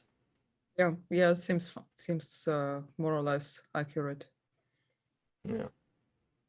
Let's see what Levon is So going to do. Hikaru will start spending the rest of his initial time, and then he will get 30 minutes extra. True.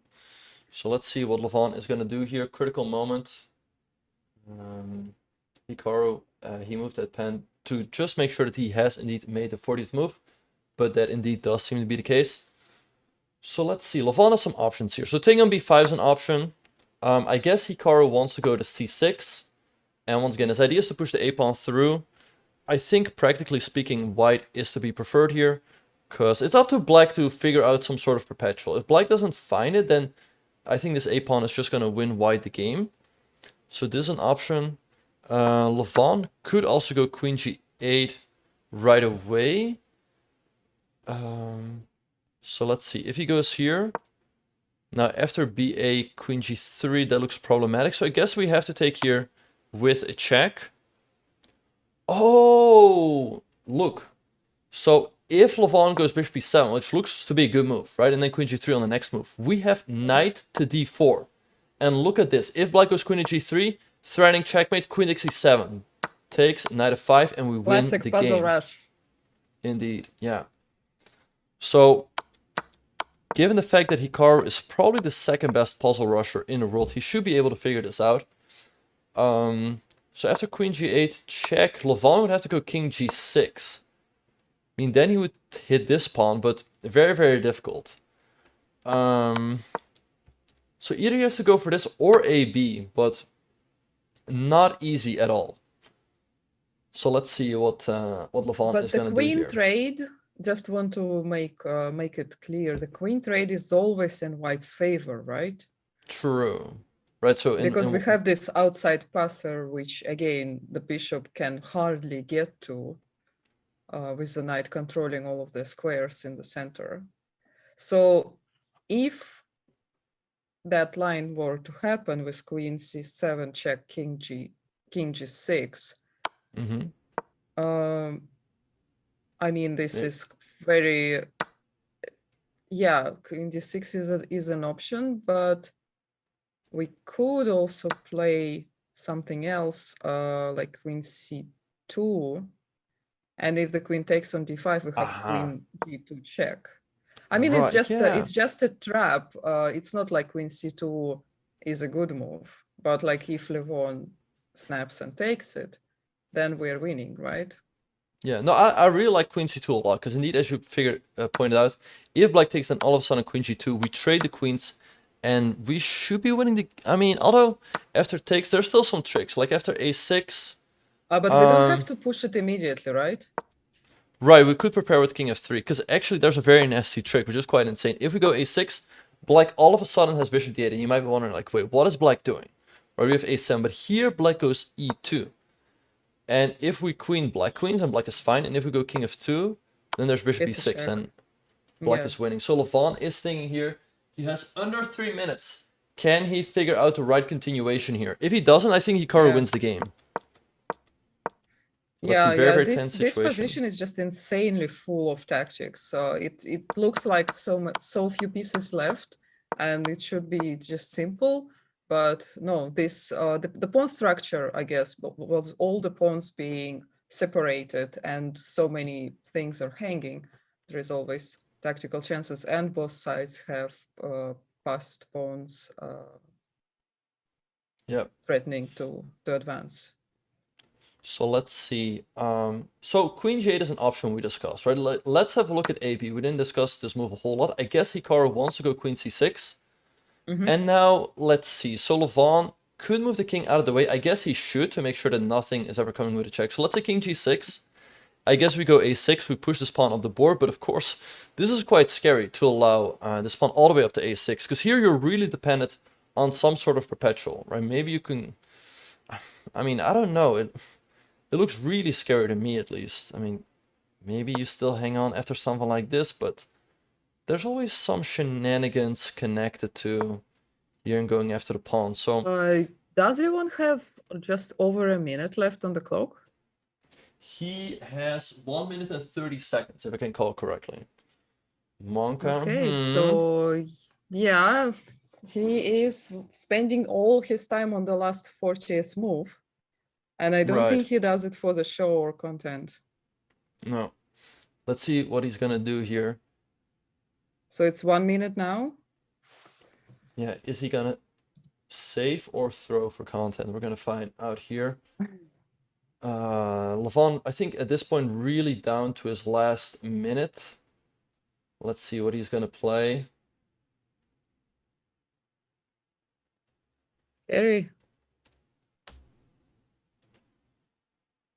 Monka, I mean, Really hard to make a choice in this position. true, Especially yeah. everything, if everything looks not so good. Like, Okay, so AB played by Levon, Okay. and Levon also reaches the 40th move. Okay, so now let's see what Hikaru will do. So lots of options Queen here. C6 seems very logical. Very, True, yeah. yeah. Because you do threaten with Queen D7, you also threaten with A6 and Queen B7. And yeah, the black's chance, the only chance is to go for counterplay. But for instance, here after Queen C6, if you try, well, you have to defend C7, right? So you cannot really go to G8. Also, it doesn't really threaten anything. Honestly, like this queen on C6 is just so good. True, yeah. And yeah, it's difficult for black to create counterplay. I mean, he could push this pawn, but all of the black pawns are blocked. Look, this pawn on E2, E3 is always blocked by Exactly. King E2. This pawn is blocked. The C pawn is blocked. So those are really black's extra pawns that he has. And this A pawn really has free way to roll up the board. The one thing that is always tricky is if we go King E2, we always have to reckon with Queen G8 coming very quickly and black trying to go here. So yeah, very tricky position. I think Queen C6 is the most logical move, and then maybe A6 in this position, just trying to push up the board a little bit. But yeah, tricky, because if we ever, it's not easy to make progress. Because let's say black plays Bishop C3, for example. If we go Queen B7, we always allow stuff with Queen E8, right? And if we go to D7, then this queen could always come out here if we, like, let's say something like this happens and King G7. I don't think we can take here because then Queen B5, right? So it's difficult. Like both sides are sort of holding each other, so to speak. But Hikaru has half an hour on the clock, which he's probably going to invest now and try to figure out how he should proceed. Yeah, Benjamin, could you please refresh the small board? The last move did not register there. Okay, And so also AB on the chat, board. no, the clock is all right. Hikaru did not flag. After move 40, there is always a delay with the added time. So until he makes the 41st move, we won't see his actual time. That's unfortunately just the flow of the PGN nowadays. True, But yeah. I also understand that you like to spam flagged. So yeah, that's okay. Very, very fun, you guys. So let's see what he's gonna do here once again. He has half an hour to figure everything out. Yeah, so I'm sure he's gonna invest some time here, but probably not too much, because I think you mentioned this the other day. 30 minutes can vanish very, very quickly. Exactly. That's what happened with Levon. Oh, you mean in this game? Yeah, even in this game, Levon had more than half an hour at some point, and where is it now? True, yeah. No, that is true, yeah. But once again, the players are getting extra time now, and if they get low on the clock after if they get low on the clock now, there will be no extra time. And we saw that in the game between Andrei Yesipenko and Hikaru Nakamura in the group stage, where Yesipenko reached a time control, but then he took his time, and he went wrong later. We do not know the correct clock times. This is what we see on chess.com, so it's not on us, you guys. Well, I think they have nearly the same. Wait, yeah, it is Hikaru to move. So Okay, yeah, Hikaru's Levon has like 28 minutes. 30 minutes and Hikaru has 28 minutes. So it did equalize. Right. Hikaru is in a nice position. Actually, this situation now is the best he had since like move 20, where it was Well, nearly all the time equal. Now he has really good practical chances.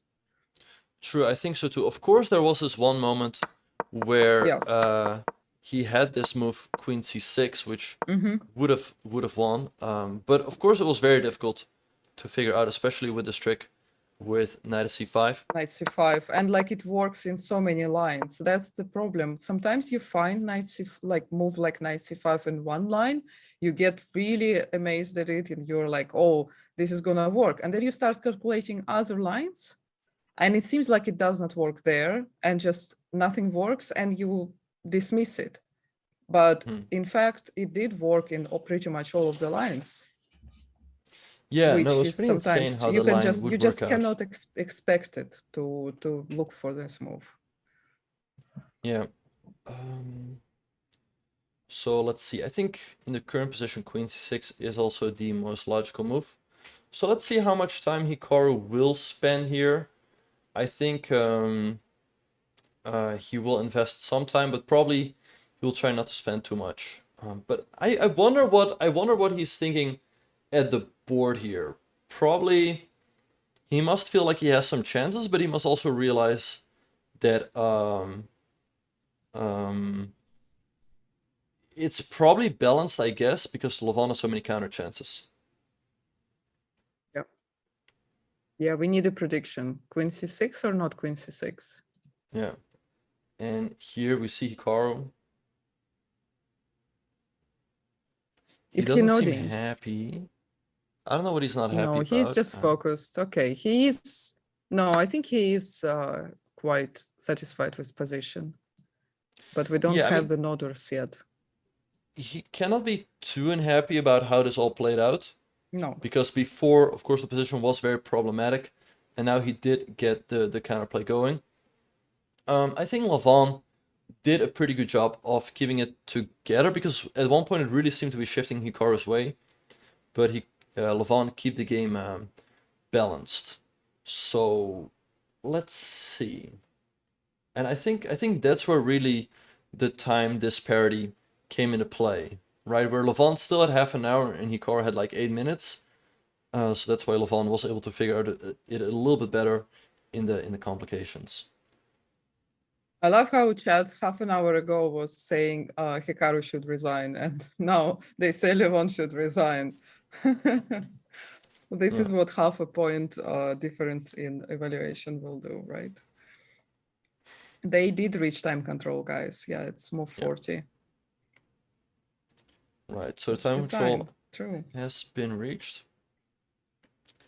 Let's see. So another move for Hikaru to consider would be something like Queen E2 to hit this pawn and this pawn, but I don't know. I would think that the pawn on H5 is not that important, because Black can maybe just play something like B4, and if takes, King G7.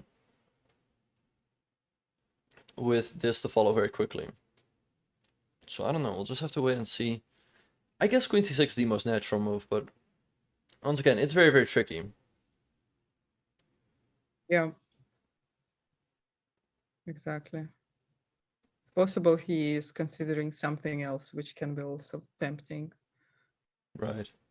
Like, for example, queen d3 now attacking f5, or queen e2 attacking both e3 and h5. I can really see him playing queen e2. Mm-hmm.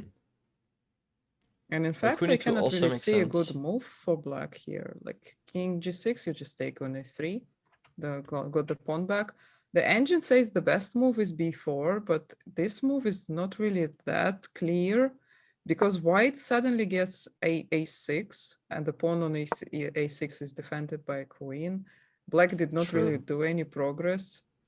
Now knight a5, knight c6 is tempting. Like he might not play queen c6 just for the sake of placing the knight there after playing a6 and knight a5. Right. And oh, and he has played the move queen to c6. All right. So yeah, this move makes a lot of sense. He wants to support the pawn. But once again, the difficult thing is, let's say black goes king g6, right? We go a6, which seems kind of forced. Let's say black goes b4. Then what do we do here is the big question, because once again, if we move this queen here, there's always queen e8. But maybe we just go king e2. Right. Yeah. Yeah. Bone cloud. This Bomb cloud indeed. And this looks problematic for black, because now everything is protected, but maybe black just makes a move, like let's say bishop here. And if we take, there's... Although... Does this work out for black? I feel like white's king is always safe, the black king is always open. So maybe if black wants to do that, he should have played a move like king h6. Right, because if we take now check maybe. Very difficult to figure out what's going on. There's also always this move you have to take into account. So now I'm sure Levon is going to take a think here. Yeah. So Hikaru now has, what, about 25 minutes left? And I guess Levon is about 30 minutes. Right, so let's see.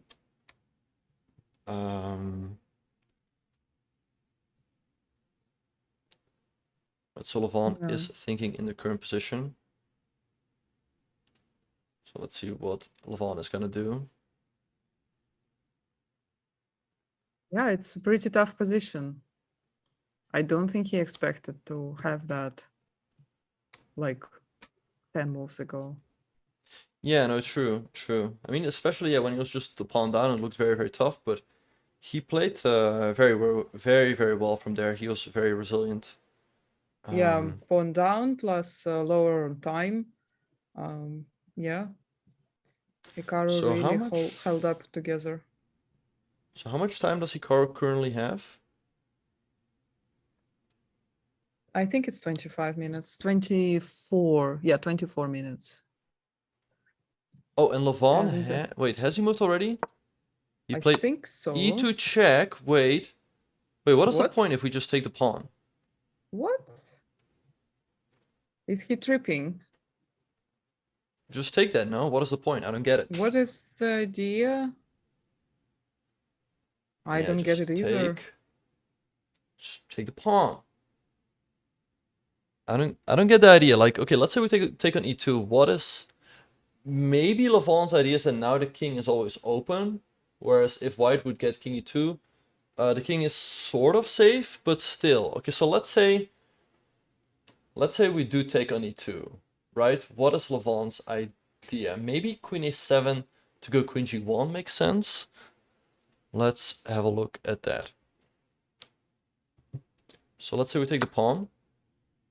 Like we said, maybe he wants to go here and go queen g1. Yeah, maybe. Could work out, maybe. But c7, what do you do about c7? True. Well, maybe just sack the pawn, like queen g1. I mean, if you take king g6, and now how are you going to stop the checks, right? So yeah, and Hikaru also seems surprised with this move. Like maybe but I think pleasantly surprised. Right, I think he has to take, which is what he Yeah, he did. did, and queen a7 by And Levant. queen a7, okay, queen a7 immediately. Yeah. So that is Levon's style to Yeah. get rid of any umbrellas. You know how the pawn in front of the king can be like an umbrella, your own pawn defending your opponent's king. So he's getting rid of it, and now he wants to give checks. But it means that Levon probably is happy with the draw already.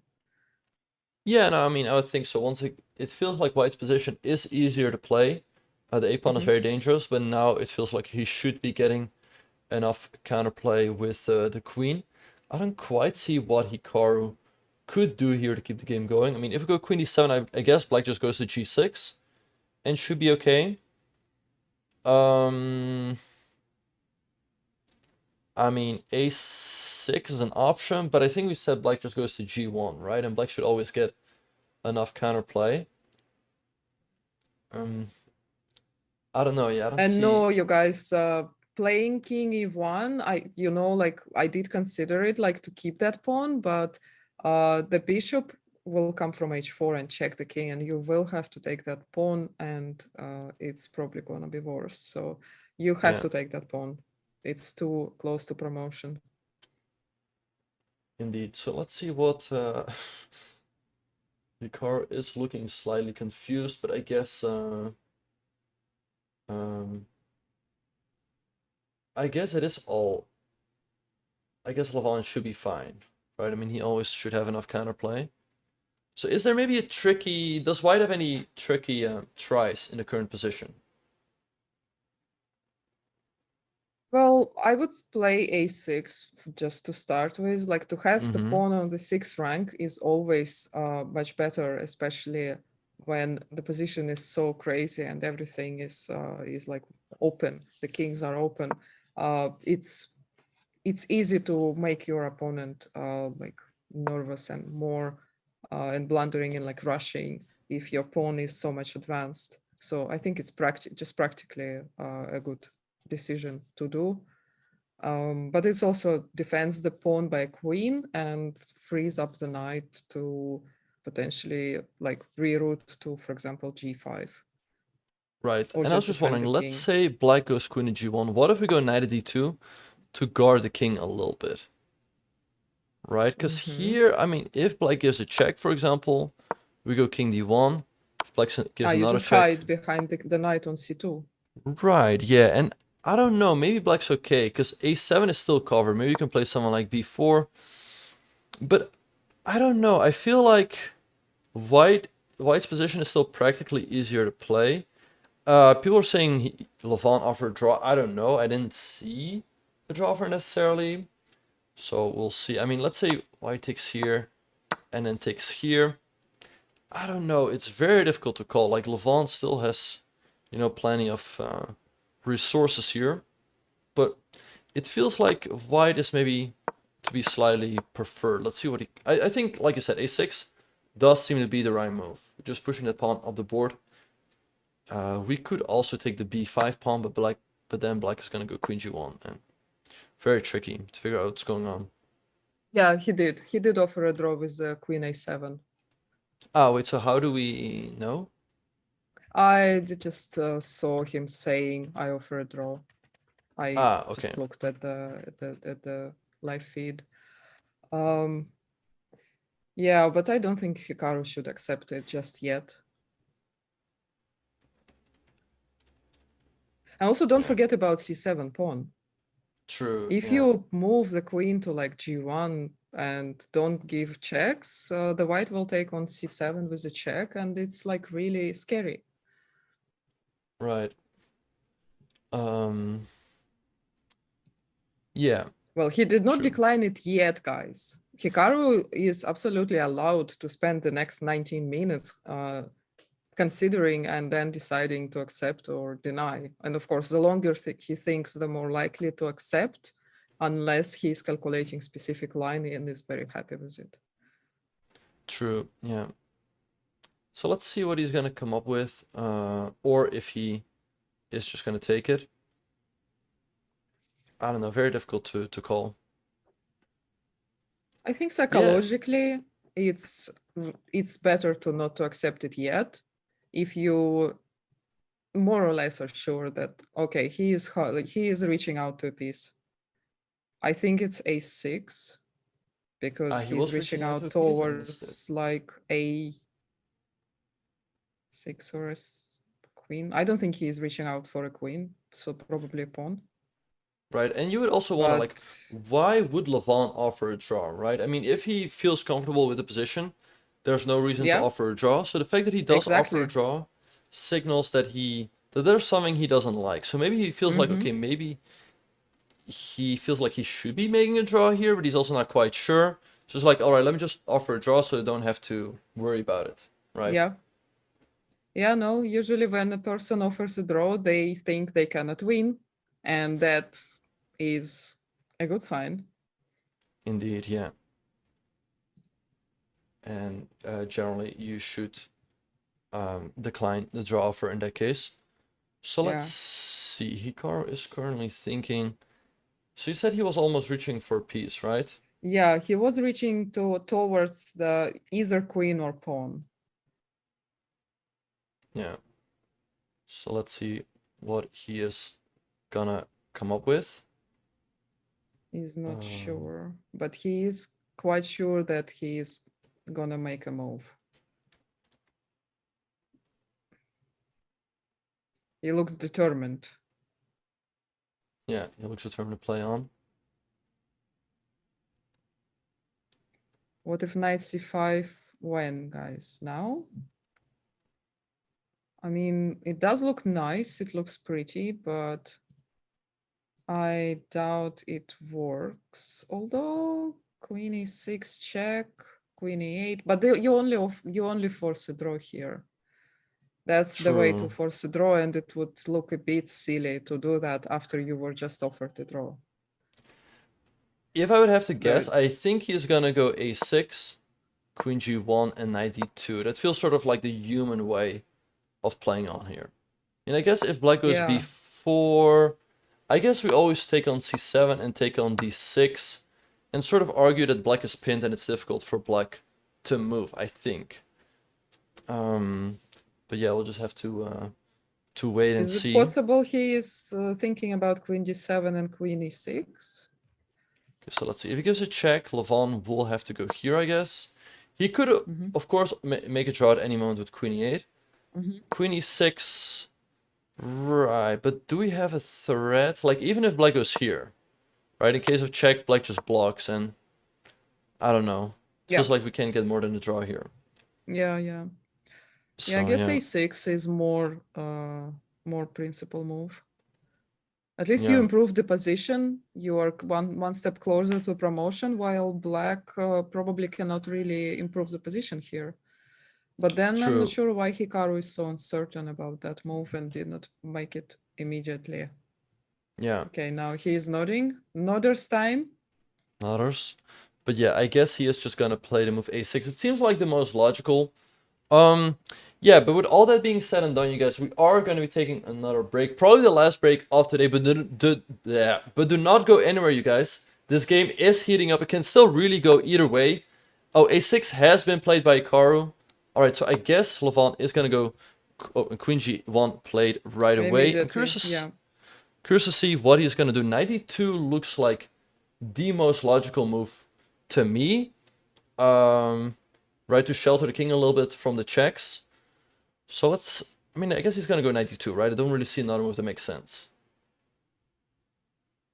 Right? Yeah. Yeah, 92 seems very logical. The knight is not really doing anything on b3. Yeah. Because if check, just king g6.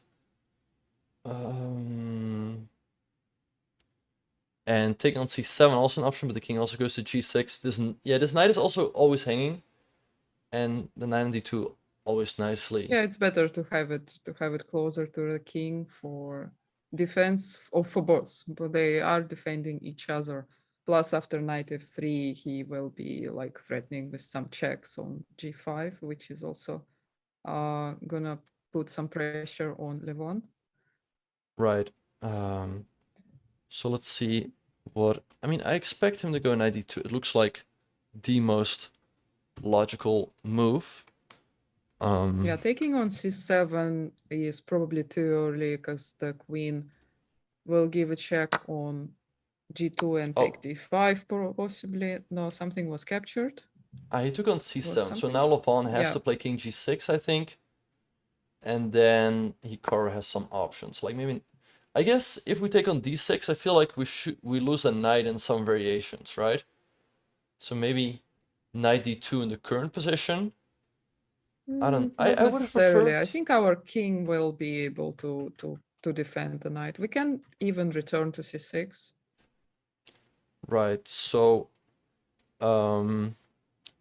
yeah, maybe.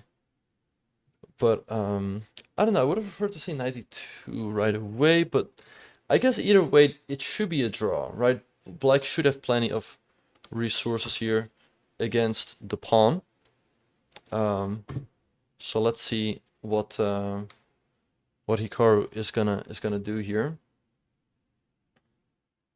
a7 is an option, but I guess Levon goes queen g2 and then gives a bunch of checks.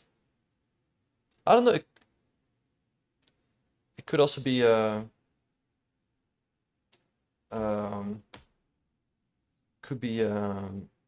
tricky. Right, so let's see what is gonna happen here. Okay, but with all that being said and done, you guys, we are gonna be taking a very short break, but do not go anywhere. We will see you guys shortly. Break. Well, actually, most of the moves that we predicted did happen after Hikaru captured on c7 and king g6. He did bring the knight to d2, and after queen h2 check and capture on f4, he played a7. And now after bishop g5, there is a checkmate in one thread. So there is probably just one move that white can do to save the knight and the game, which is, yes, queen a5. Now, Okay. promotion on a8 is a threat. Right, so I guess But Levon has to yeah. go b4 to block the connection between the queen and the knight. And then after b4, I guess we have to go queen a2. How does this all play out, right? Like, I guess b3 is forced. And if you take with the knight, well, at the very least, black can make a draw, right? Like check, king up, check, king b1. Although I guess it's a draw. Okay, b4 played, by the way, in the meantime by Levon. So I guess here check, king b2. Maybe even check, or I guess check here is a draw, because if you go up, then check, and black makes a draw that way. Queen a2 played by Hikaru in the meantime. I guess there's like king a1. Yeah, and by the way, all of this has happened. b3 and queen a5. So let's... Well, Hikaru played queen a5. So now the move we were talking about, taking here. So what should Levon do in the current position? Because white is about to queen, right? If black takes on d2, we recapture, and after bishop takes, we just take a queen on the next move and we win. What happens if black goes b2 is what I'm wondering about. Because king c2 to stop it. I guess so, yeah. Because if we queen, there's queen takes d2, and this should be winning for black. So I guess we have queen c2, and black doesn't have anything, like... Huh. Alright, so... If black does not go b2, then what else does he do? Because he doesn't have any checks in the current position, right?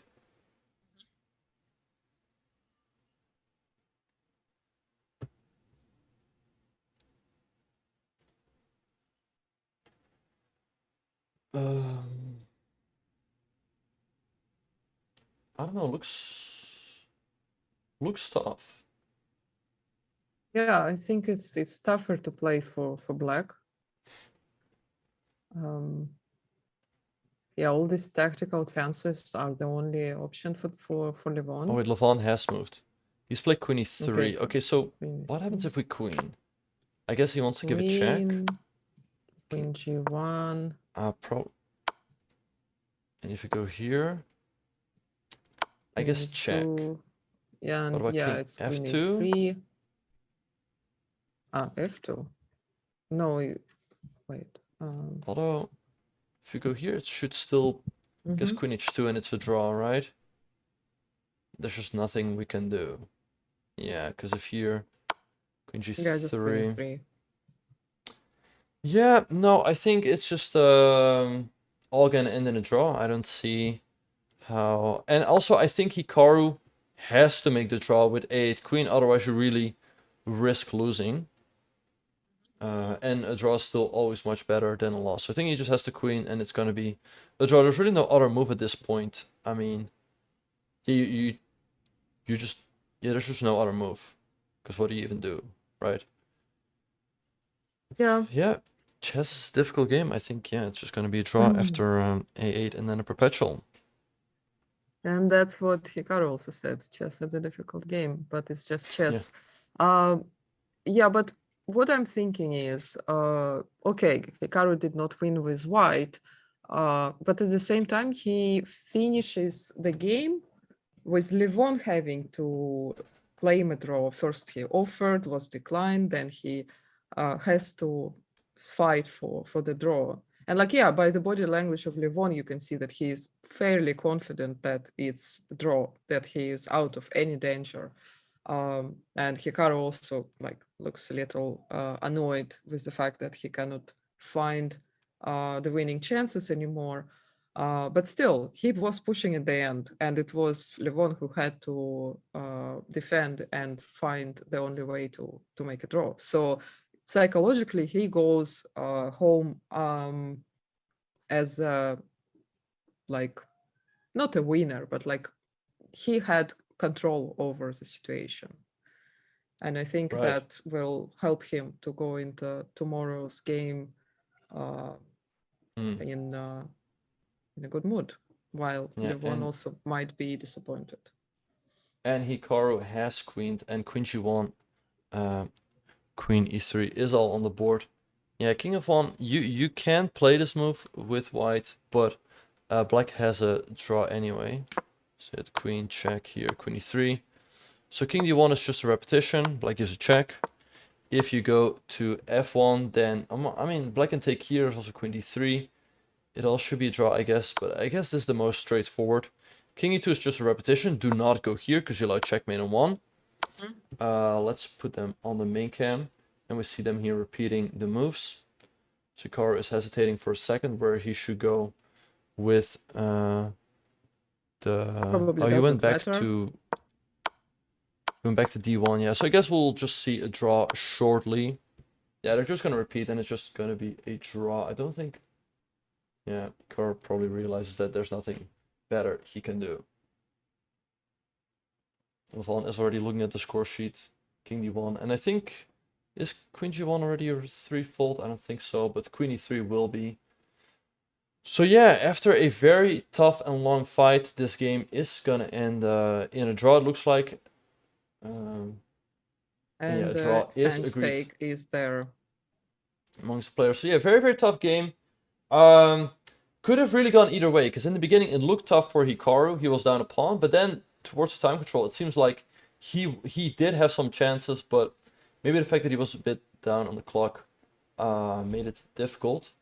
So yeah, it will all be decided in tomorrow's game, and if that game ends in a draw, in a potential tiebreak. So still all to play for.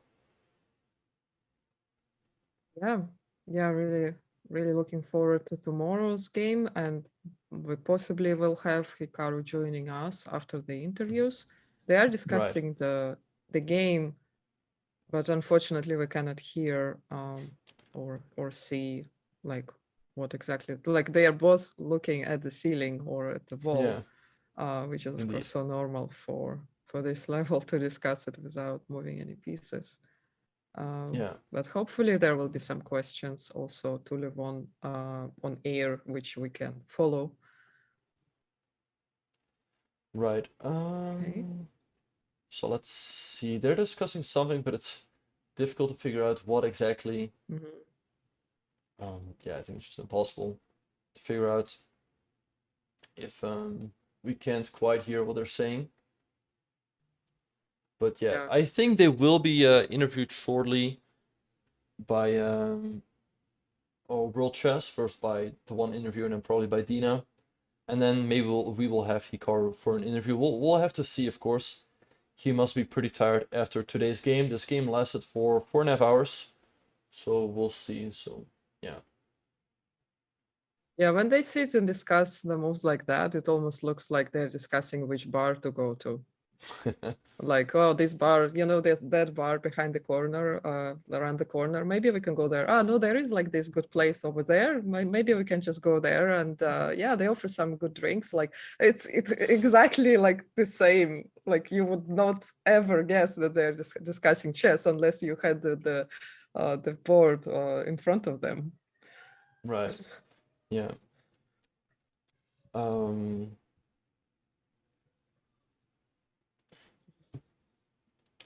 Okay, Not so trolling anyone, chat. What are you talking about? yeah, I can't quite figure out when yeah, what they're talking about.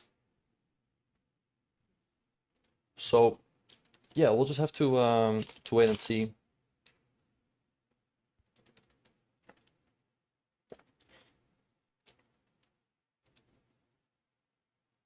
Okay. No, I think they are going on discussing maybe dinner plans. True. I know you guys. I was just busy with something, so yeah, very funny, you guys. No, but yeah, you do make a good point when you see players like talking like this and just looking up. They could really be talking about anything. So yeah. Oh, Well, and I someone guess yeah. just bumped into the camera, it seems. So they are probably going to be asked to follow for the interview. Yeah, I'm sure they will be up for an interview shortly. So yeah, chat. What are your expectations for tomorrow? Will we see the pineapple short?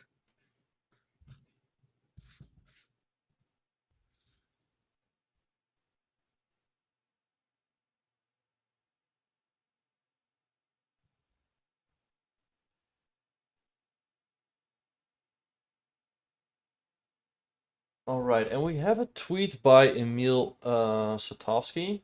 So Emil tweeted, answering numerous questions. The highest rated player on May 1st, 2022 is a right reserved for the candidates, provided he played 30 rated classical games between June 2021 and May 2022. Obviously, nobody can pass this place to a particular player. All right, so right, so apparently Ding did play. Wait, did Ding play enough rated classical games? Because it feels like he barely played. He And did. He did play a match in China, or right, like but it it was was only like a 4 games, small. no? I think that was maybe he could have, but I think FIDE maybe waived that requirement and because of the circumstances. Like they could Right. have arranged a tournament with 30 games. I mean, it doesn't really matter. He could have played 30, 50 with the same players. He just played 4 games to make it to 9 in total, so he could qualify to the Grand Prix. I'm not sure why is Emil referring to 30. I guess it's including candidates. Yeah, I don't know. Right. But I think also the fact that he says it, the fact that you cannot pass. I think it's fair that you cannot say like, okay, I don't want to play. I want this player to play, right? That doesn't feel fair. It feels like No. they should just look at who is the highest rated player. But all that being Yeah, said and done, exactly. It's the same as in candidates in the previous cycle. They did not right. allow Yeah. the host of the candidates here in Yekaterinburg, where I live, to Yeah. get any They're up for an player. interview, by the way, so let's Yeah. switch real quick. has ended in a draw, a very exciting game, if I may say. I have a few questions. The first question is for you, Levon. You're one of the world's leading experts in closed Ruy Lopez positions, and you have played this line many times before, both with white and with black. So I can imagine that you were quite happy to see this type of position on the board today. Oh, I'm always happy just to play chess. I don't really care what opening it is. It's a great privilege. So I think it was interesting, and I think I got a nice position after I thought Hikaru made this erroneous plan with knight h2, knight g4. Okay. Question for Hikaru. Both Nebomniachtchi in Dubai and now you here and in previous games, you're not entering the complications with the Marshall Gambit. So it's safe to say that the Marshall Gambit is a completely sound defense for black and actually a good opening choice? Well, I mean, what would you say? Well, I mean, everything is sound with computers these days. It doesn't even matter what you play. But yeah, I mean, I wanted something slow. And then, yeah, I spent all this time for some stupid reason playing knight c3. I was expecting knight d4, and then Levon played knight d8, and I felt pretty stupid for wasting 15 minutes for no reason.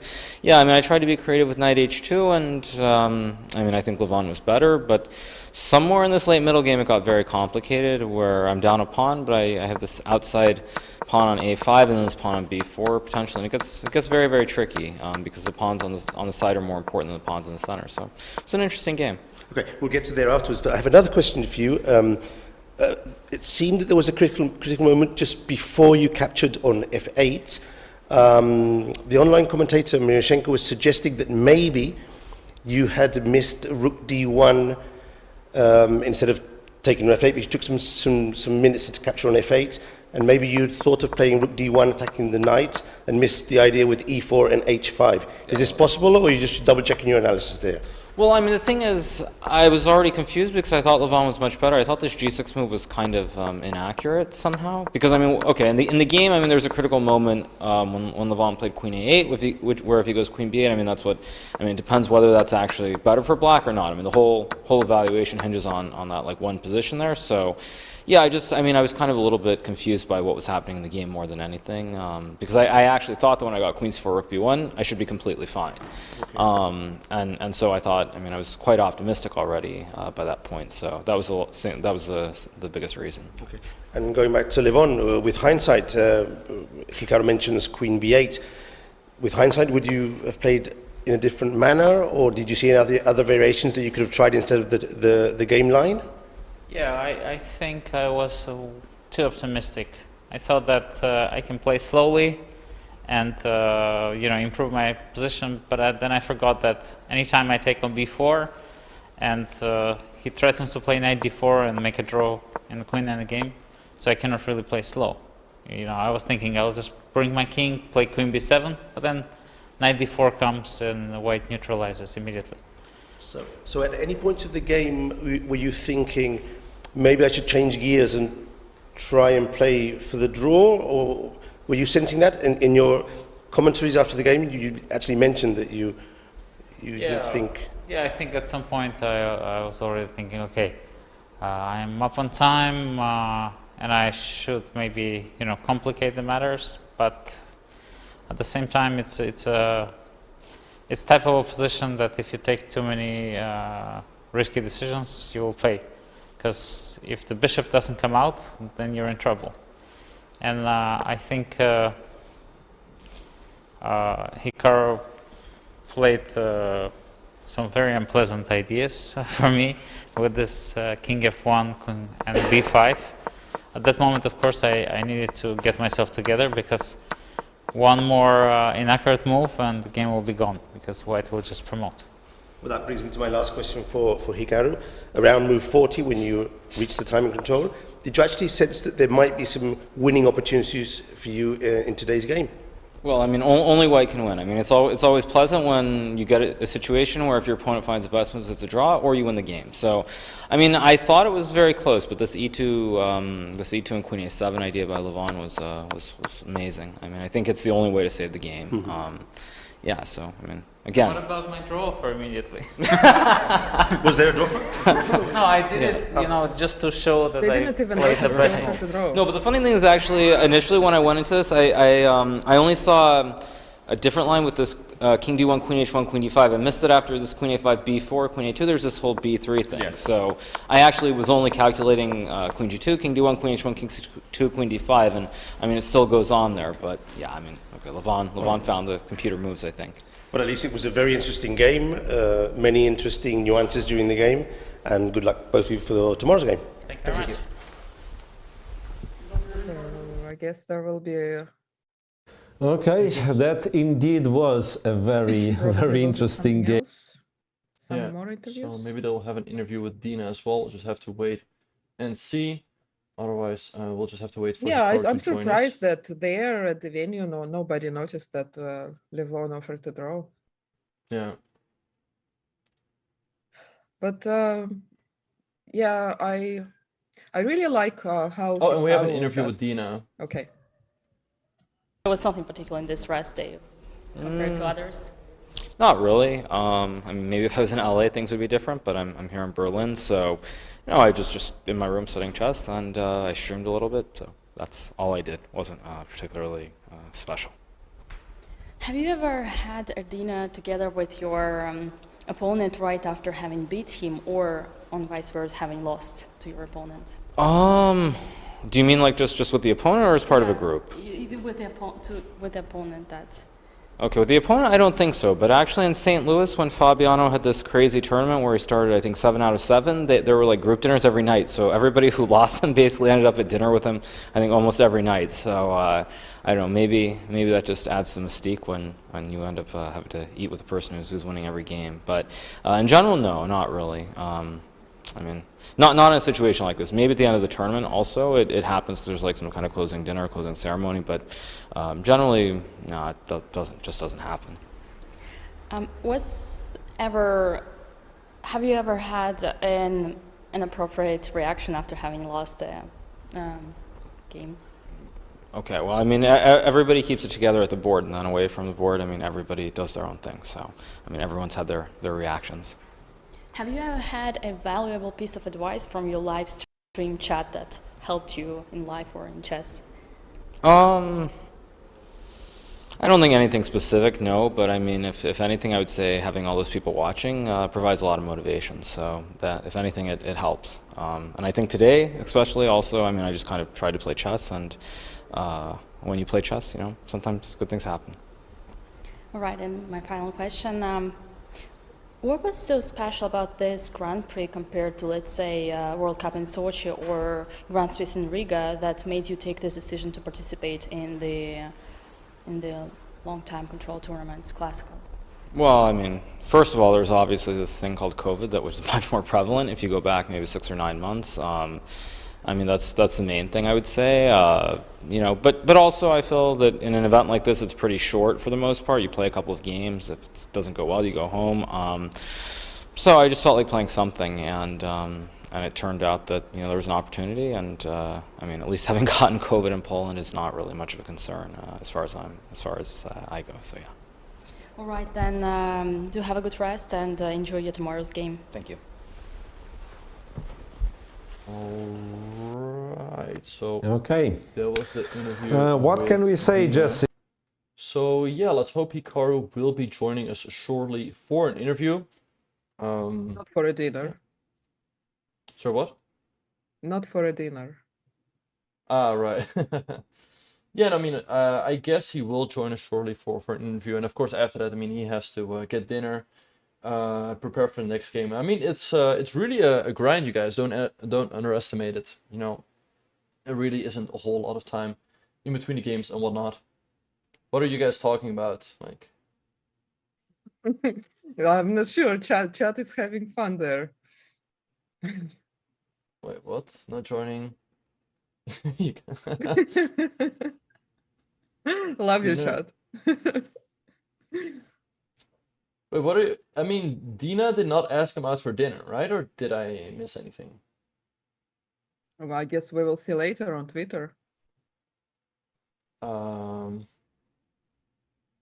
I'm not being cocky. I don't know what you guys are talking about. But right, Dina did not ask him out, right? Or did I No. miss something? No. I think there's nothing to discuss here, really. Right. No, you guys are just being weird again. You guys are just being weird as usual. But that's Right, the but job of chat. Come on. that's a job of chat. In chat. Yeah. Indeed, yeah. Right. Yeah, I hope we will have Hikaru for a short interview. Obviously, it's quite late and he has an important game tomorrow. But yeah, I actually wanted to say it's always a pleasure to interview Hikaru because he quite often does interviews much more honestly than he has to. He, for example, said that he was like thinking about a move knight c3 for a long time because he thought that Levon was going to go knight d4, and then he felt stupid. Like, you would not hear this from a lot of players. Like, for example, Levon would never admit something like that. He will always say, oh yeah, I just prepared it a little bit. I briefly looked at this line and I thought it's okay. I mean, he obviously had someone spending hours and hours analyzing every position arising in that variation. Like, it's just impossible to believe him. But he would not, like, never admit anything like that. And it's sure, yeah. personality. It's his personality. It's like his like his character. He's building like kind of this funny person, Right. saying about mathematical chances to win the tournament. But yeah, Hikaru is always honest. Yeah. So yeah, let's hope he will be able to join us for a short interview, and then probably Hikaru will go for some Dina and some preparation after that. Yeah. All right. So yeah, let's see. We will have to wait, of course, for a little bit. I mean, Hikaru first has to get back to his hotel. But yeah, it was a very, very up and down game. I really thought he had good chances right before the time control, but it was very, very close. But it seemed like Levon found the right chances to hold on. But yeah, and also I got a question. What do I think Levon will play tomorrow? I think Levon is just gonna stick to his guns with 1d4. I mean, it's what he's been doing this whole tournament, and maybe 1e4. That's what he played against Dubov. So yeah, will be a very interesting game, of course. I think if it will come down to a tiebreak, I give Hikaru very good chances to make it through. But yeah, first tomorrow there will be the black game, and yeah, Levon has been showing some pretty impressive preparation throughout this tournament. So what do you expect, Maria? Do you expect 1e4, 1d4 from Hikaru?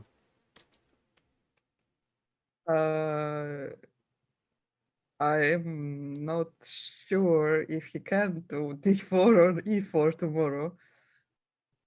Right.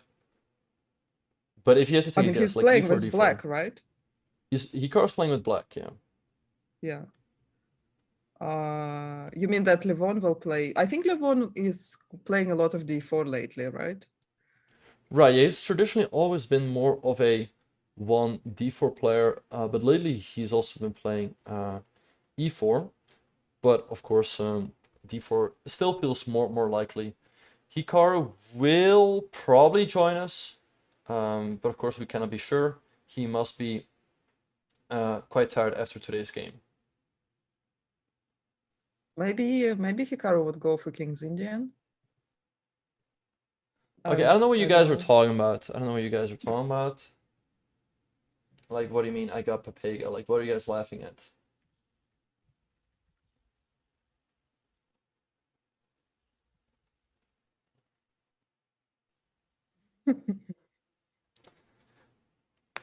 And Yeah, you chat guys is are saying Bog the especially man without a funny sense of today. humor. Well, that's not what your mom said last night, so very funny. Yeah. Okay, we'll just wait for Hikaru to join us for an interview. I mean, guys, I'm usually told by my friends that I'm one of the most autistic people who stream, and I don't understand any jokes. Yeah. No, but yeah. Right, but we will have to wait for Hikaru to join us for an interview. So yeah, that is what is coming up. Hopefully. I guess he will join shortly, but we'll just have to wait and see. No, he is not. He is not, guys. Stop it.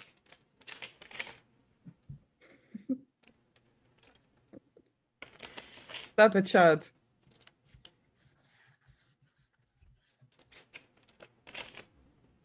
I mean, okay, chat. For every trolling message, you drop a prime into the stream. Deal? Keep trolling, but for every trolling, you drop a prime. Okay, now they will stop. Yeah, no, just kidding, you guys. In general, of course, we all appreciate the love and support from you guys. And once again, it really, like Hikaru said in the interview, it really does give him that extra push to keep going. And he's been doing amazing so far. He is in the finals, which gives him a really good chance to qualify for the candidates tournament. But yeah, it would of course be huge if he wins this Grand Prix. Then if he does well in the second Grand Prix that he plays, he will qualify. I think if he wins this one and if he finishes in the semifinals in the next one, he should be able to make it. Like if, let's say he loses this one, if he makes it to the semis again, he should also have a good chance, but it remains to be seen. What happens if a draw tomorrow? Then they will play in a tiebreaker on Thursday. So that's also going to be pretty exciting. Yeah, definitely.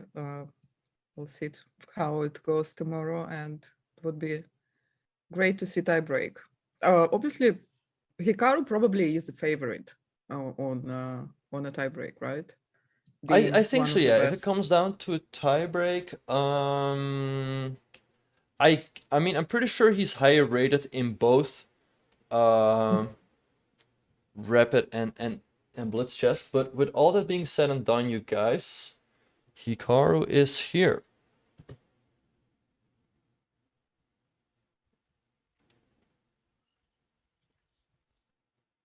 Hey, how's it going, Hikaru? Hey, how's it going, you guys? Pretty good, yeah. Hi. How do you feel after today's game? Yeah, I mean, I feel pretty good. Obviously, it was a very long game, very exciting. I think for most people who are watching. Yeah, I mean, it was. I guess I mean, sort of a tale of two games. First part, obviously, obviously the first part of the game was not my greatest, I guess you could say. I think Levon was probably better, and then somewhere in the middle game, I think he got too optimistic, and it kind of went the other way. And I mean, I thought I had chances maybe to win. I mean, I haven't looked through the computer yet, but everyone said that it was always zeros. So yeah, it just happens. But it was fun. I enjoyed it. Yeah, no, for sure. I think there was just so- one moment where you had a chance to push for a win, but it was not that obvious. Which position? You had this move instead of h5 queen c6, but it was pretty insane. Instead of h5. When he sacrificed a pawn and went king of 7. You're saying instead of g takes h, which position? No, Yeah, I mean, like I instead said, of- everybody said the computer always said it was a draw. So I mean, I'm pretty confident I didn't miss anything, but yeah, it felt very close. What, right here, queen c6? Your queen c6 would have been interesting. But why? I don't understand e3. E3, and if you give it check. Yeah, but so what? King f8. Yeah, I don't know. Yeah, I mean, maybe okay, again, I mean, maybe it's this is pretty better, big. but this definitely isn't winning. This definitely isn't winning. Right. I mean, so Apparently, you need to um, find h5 there, and e2 is not a threat. I mean, I but okay, guess but HG. h5, e2, queen e6, bishop e5, hg6, c5 even. I mean, it's still very unclear. Maybe the computer says there's a way to win, but I mean, I don't really buy it. Honestly, is what I would say. But Right, yeah, yeah. like I said, I mean, kind of insane. Yeah, that's why Yeah. we did not expect that this would be like the move. Yeah, the computer like I says said, maybe there's +4, something, but like but it's crazy to yeah, I expect mean, this. again, like I said, maybe there's something, but I mean, kind of hard to believe in it. I guess you could say. So yeah, I mean, it's what it is, obviously, but you know, I mean, you just kind of play the game and things happen or don't happen. But I thought I played well. I thought I played well. Yeah, I So thought that's what especially when matters. you got that position down a pawn, I think you Mhm. defended really, really well because it looked good for black, right? I mean, I guess no. Right. Yeah, I it- mean, again, yeah, you guys are. I mean, I don't know. People are saying knight c5, but black just takes the knight, d6, queen a8. So I mean, again, I don't know. I mean, Yeah. I don't know what people are talking about, but hey. Well, there's this trick. If he takes on h4, there's queen d7 and then knight c5. I guess you saw this, right? Well, you know, I didn't see this exact line, but I saw tricks in this sort of. I saw some ideas. I mean, I wasn't 100% sure what was going on, but like I said, I mean, the whole thing was pretty. I mean, after playing for like 4 hours already, it's very, Yeah. very hard, all of it. And I mean, to be fair, Levant found, I mean, this e2 line. Apparently, I mean, people said there are many other ways to draw, but I mean, I didn't see it. And I just thought E2 Queen A7 was incredible. I mean, it was incredible. Levant found this, and yeah, he played well, and that's just how it goes. Just how it goes. Yeah, it did feel Yeah, practically like easier for white because black always had to figure out some perpetual. But I guess this line with Yeah. e2 and queen a7 is just the cleanest, right? Yeah, I mean, like I said, maybe there are other ways, but already here I felt very optimistic. And yeah, I mean, Levant, I mean, he found these great. Like here, I also, I mean, it's a shame knight c5 here doesn't work, but I wanted to also, yeah, knight c5 he just takes a5, right? That's the problem. I saw it here too, but there's just queen a5 and it just doesn't do anything. But yeah, I know. I mean, it was a tough game, But again, I had some chances. Levant defended well, and that's generally all you can ask for in the game of chess. Yeah, that's the way it goes sometimes. So yeah, no, I mean, I'm sure you must be pretty tired after today's game, and of course, there's the game tomorrow. Is there, something, maybe another moment in the game you wanted to go over, like something else you wanted to Not share? really. I mean, I guess I mean, kind of this game, it was very reminiscent. I think of a game I played against Levant in Amber some years back, 2011, I think it was. And I think it was blindfold actually, and I just blundered a pawn in the opening against Levant. It was I think a Grunfeld or Fianchetto Grunfeld. I just blundered a pawn in the opening, and then I proceeded to outplay him and win the game. And I mean, I remember after that game, Gary actually, Gary Kasparov was saying, like, if you just get these positions and you just play, you can beat these players. And today kind of felt like one of those situations where I did something a little bit dubious, tried to have some fun, got into some trouble, but then I kind of, if you want to say, I outplayed Lev, or he kind of just got too confident. Either way, I had some chances later, and so it was fun. I mean, it was fun to play, and obviously, as I've said before, like regardless of the result, just proving that I'm not like any worse than these guys is always nice. Yeah, no, for sure. Yeah. I mean, I could say that even better than them, because Levon was following some of the games that he played in the past, and you, I think, did not have a look at them because you, like, for example, did not I mean, expect, I just wanted to have moves. fun. I just wanted to kind of have fun. That was the point. So, I mean, I like, played this you knight go- h2, Yeah, which was you go not to very complete, smart. like, dark places. Like, I mean, you go to the lines which you did not look at before, while Levon did, and you still did pretty good job in finding your way through them. So, like, in my view, that is much more impressive. So Yeah, I mean, you try to play good moves. I think again, I thought I played well. I mean, somewhere around from move 30 onwards, I was the one putting the pressure on Levant. So again, yeah, Levant defended well. I mean, a lot of credit goes to him for that. Of course, having said that, that's all you really can ask for in chess. Is you try to put your opponent under pressure. You hope they make a blunder and lose the game. If they defend correctly, of course, chess is always going to be a draw. So yeah, it's just it was a fun game. I mean, I'm a little bit disappointed, of course, because I thought I had some chances, but if the engine says it was zeros, I mean, sometimes you just tip your cap, and obviously Love held that, but it's what it is. So we move on to tomorrow. Yeah, no, tomorrow's going to be very exciting, for sure. You'll play with the black pieces, just let people know. And yeah, I mean, I think I have pretty decent chances. But again, it's 2 games, and had the first game with white, now I play with black, and mean, I think everyone's looking forward to it. Yeah, no, for sure. We of course as well. Yeah. Yeah. Anything else no, you it wanna was- you wanna share with us?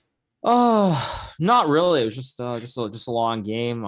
And yeah, it's fun. It's fun to be playing. It's fun to feel like I'm competitive. So I think, as I've said before, I mean, I had very low expectations coming into this. So to be able to just play on the same level is obviously very, very good. I'm just very happy that I've been playing well. So it's all good. Yeah. And tomorrow's a new day, and we'll see how it goes.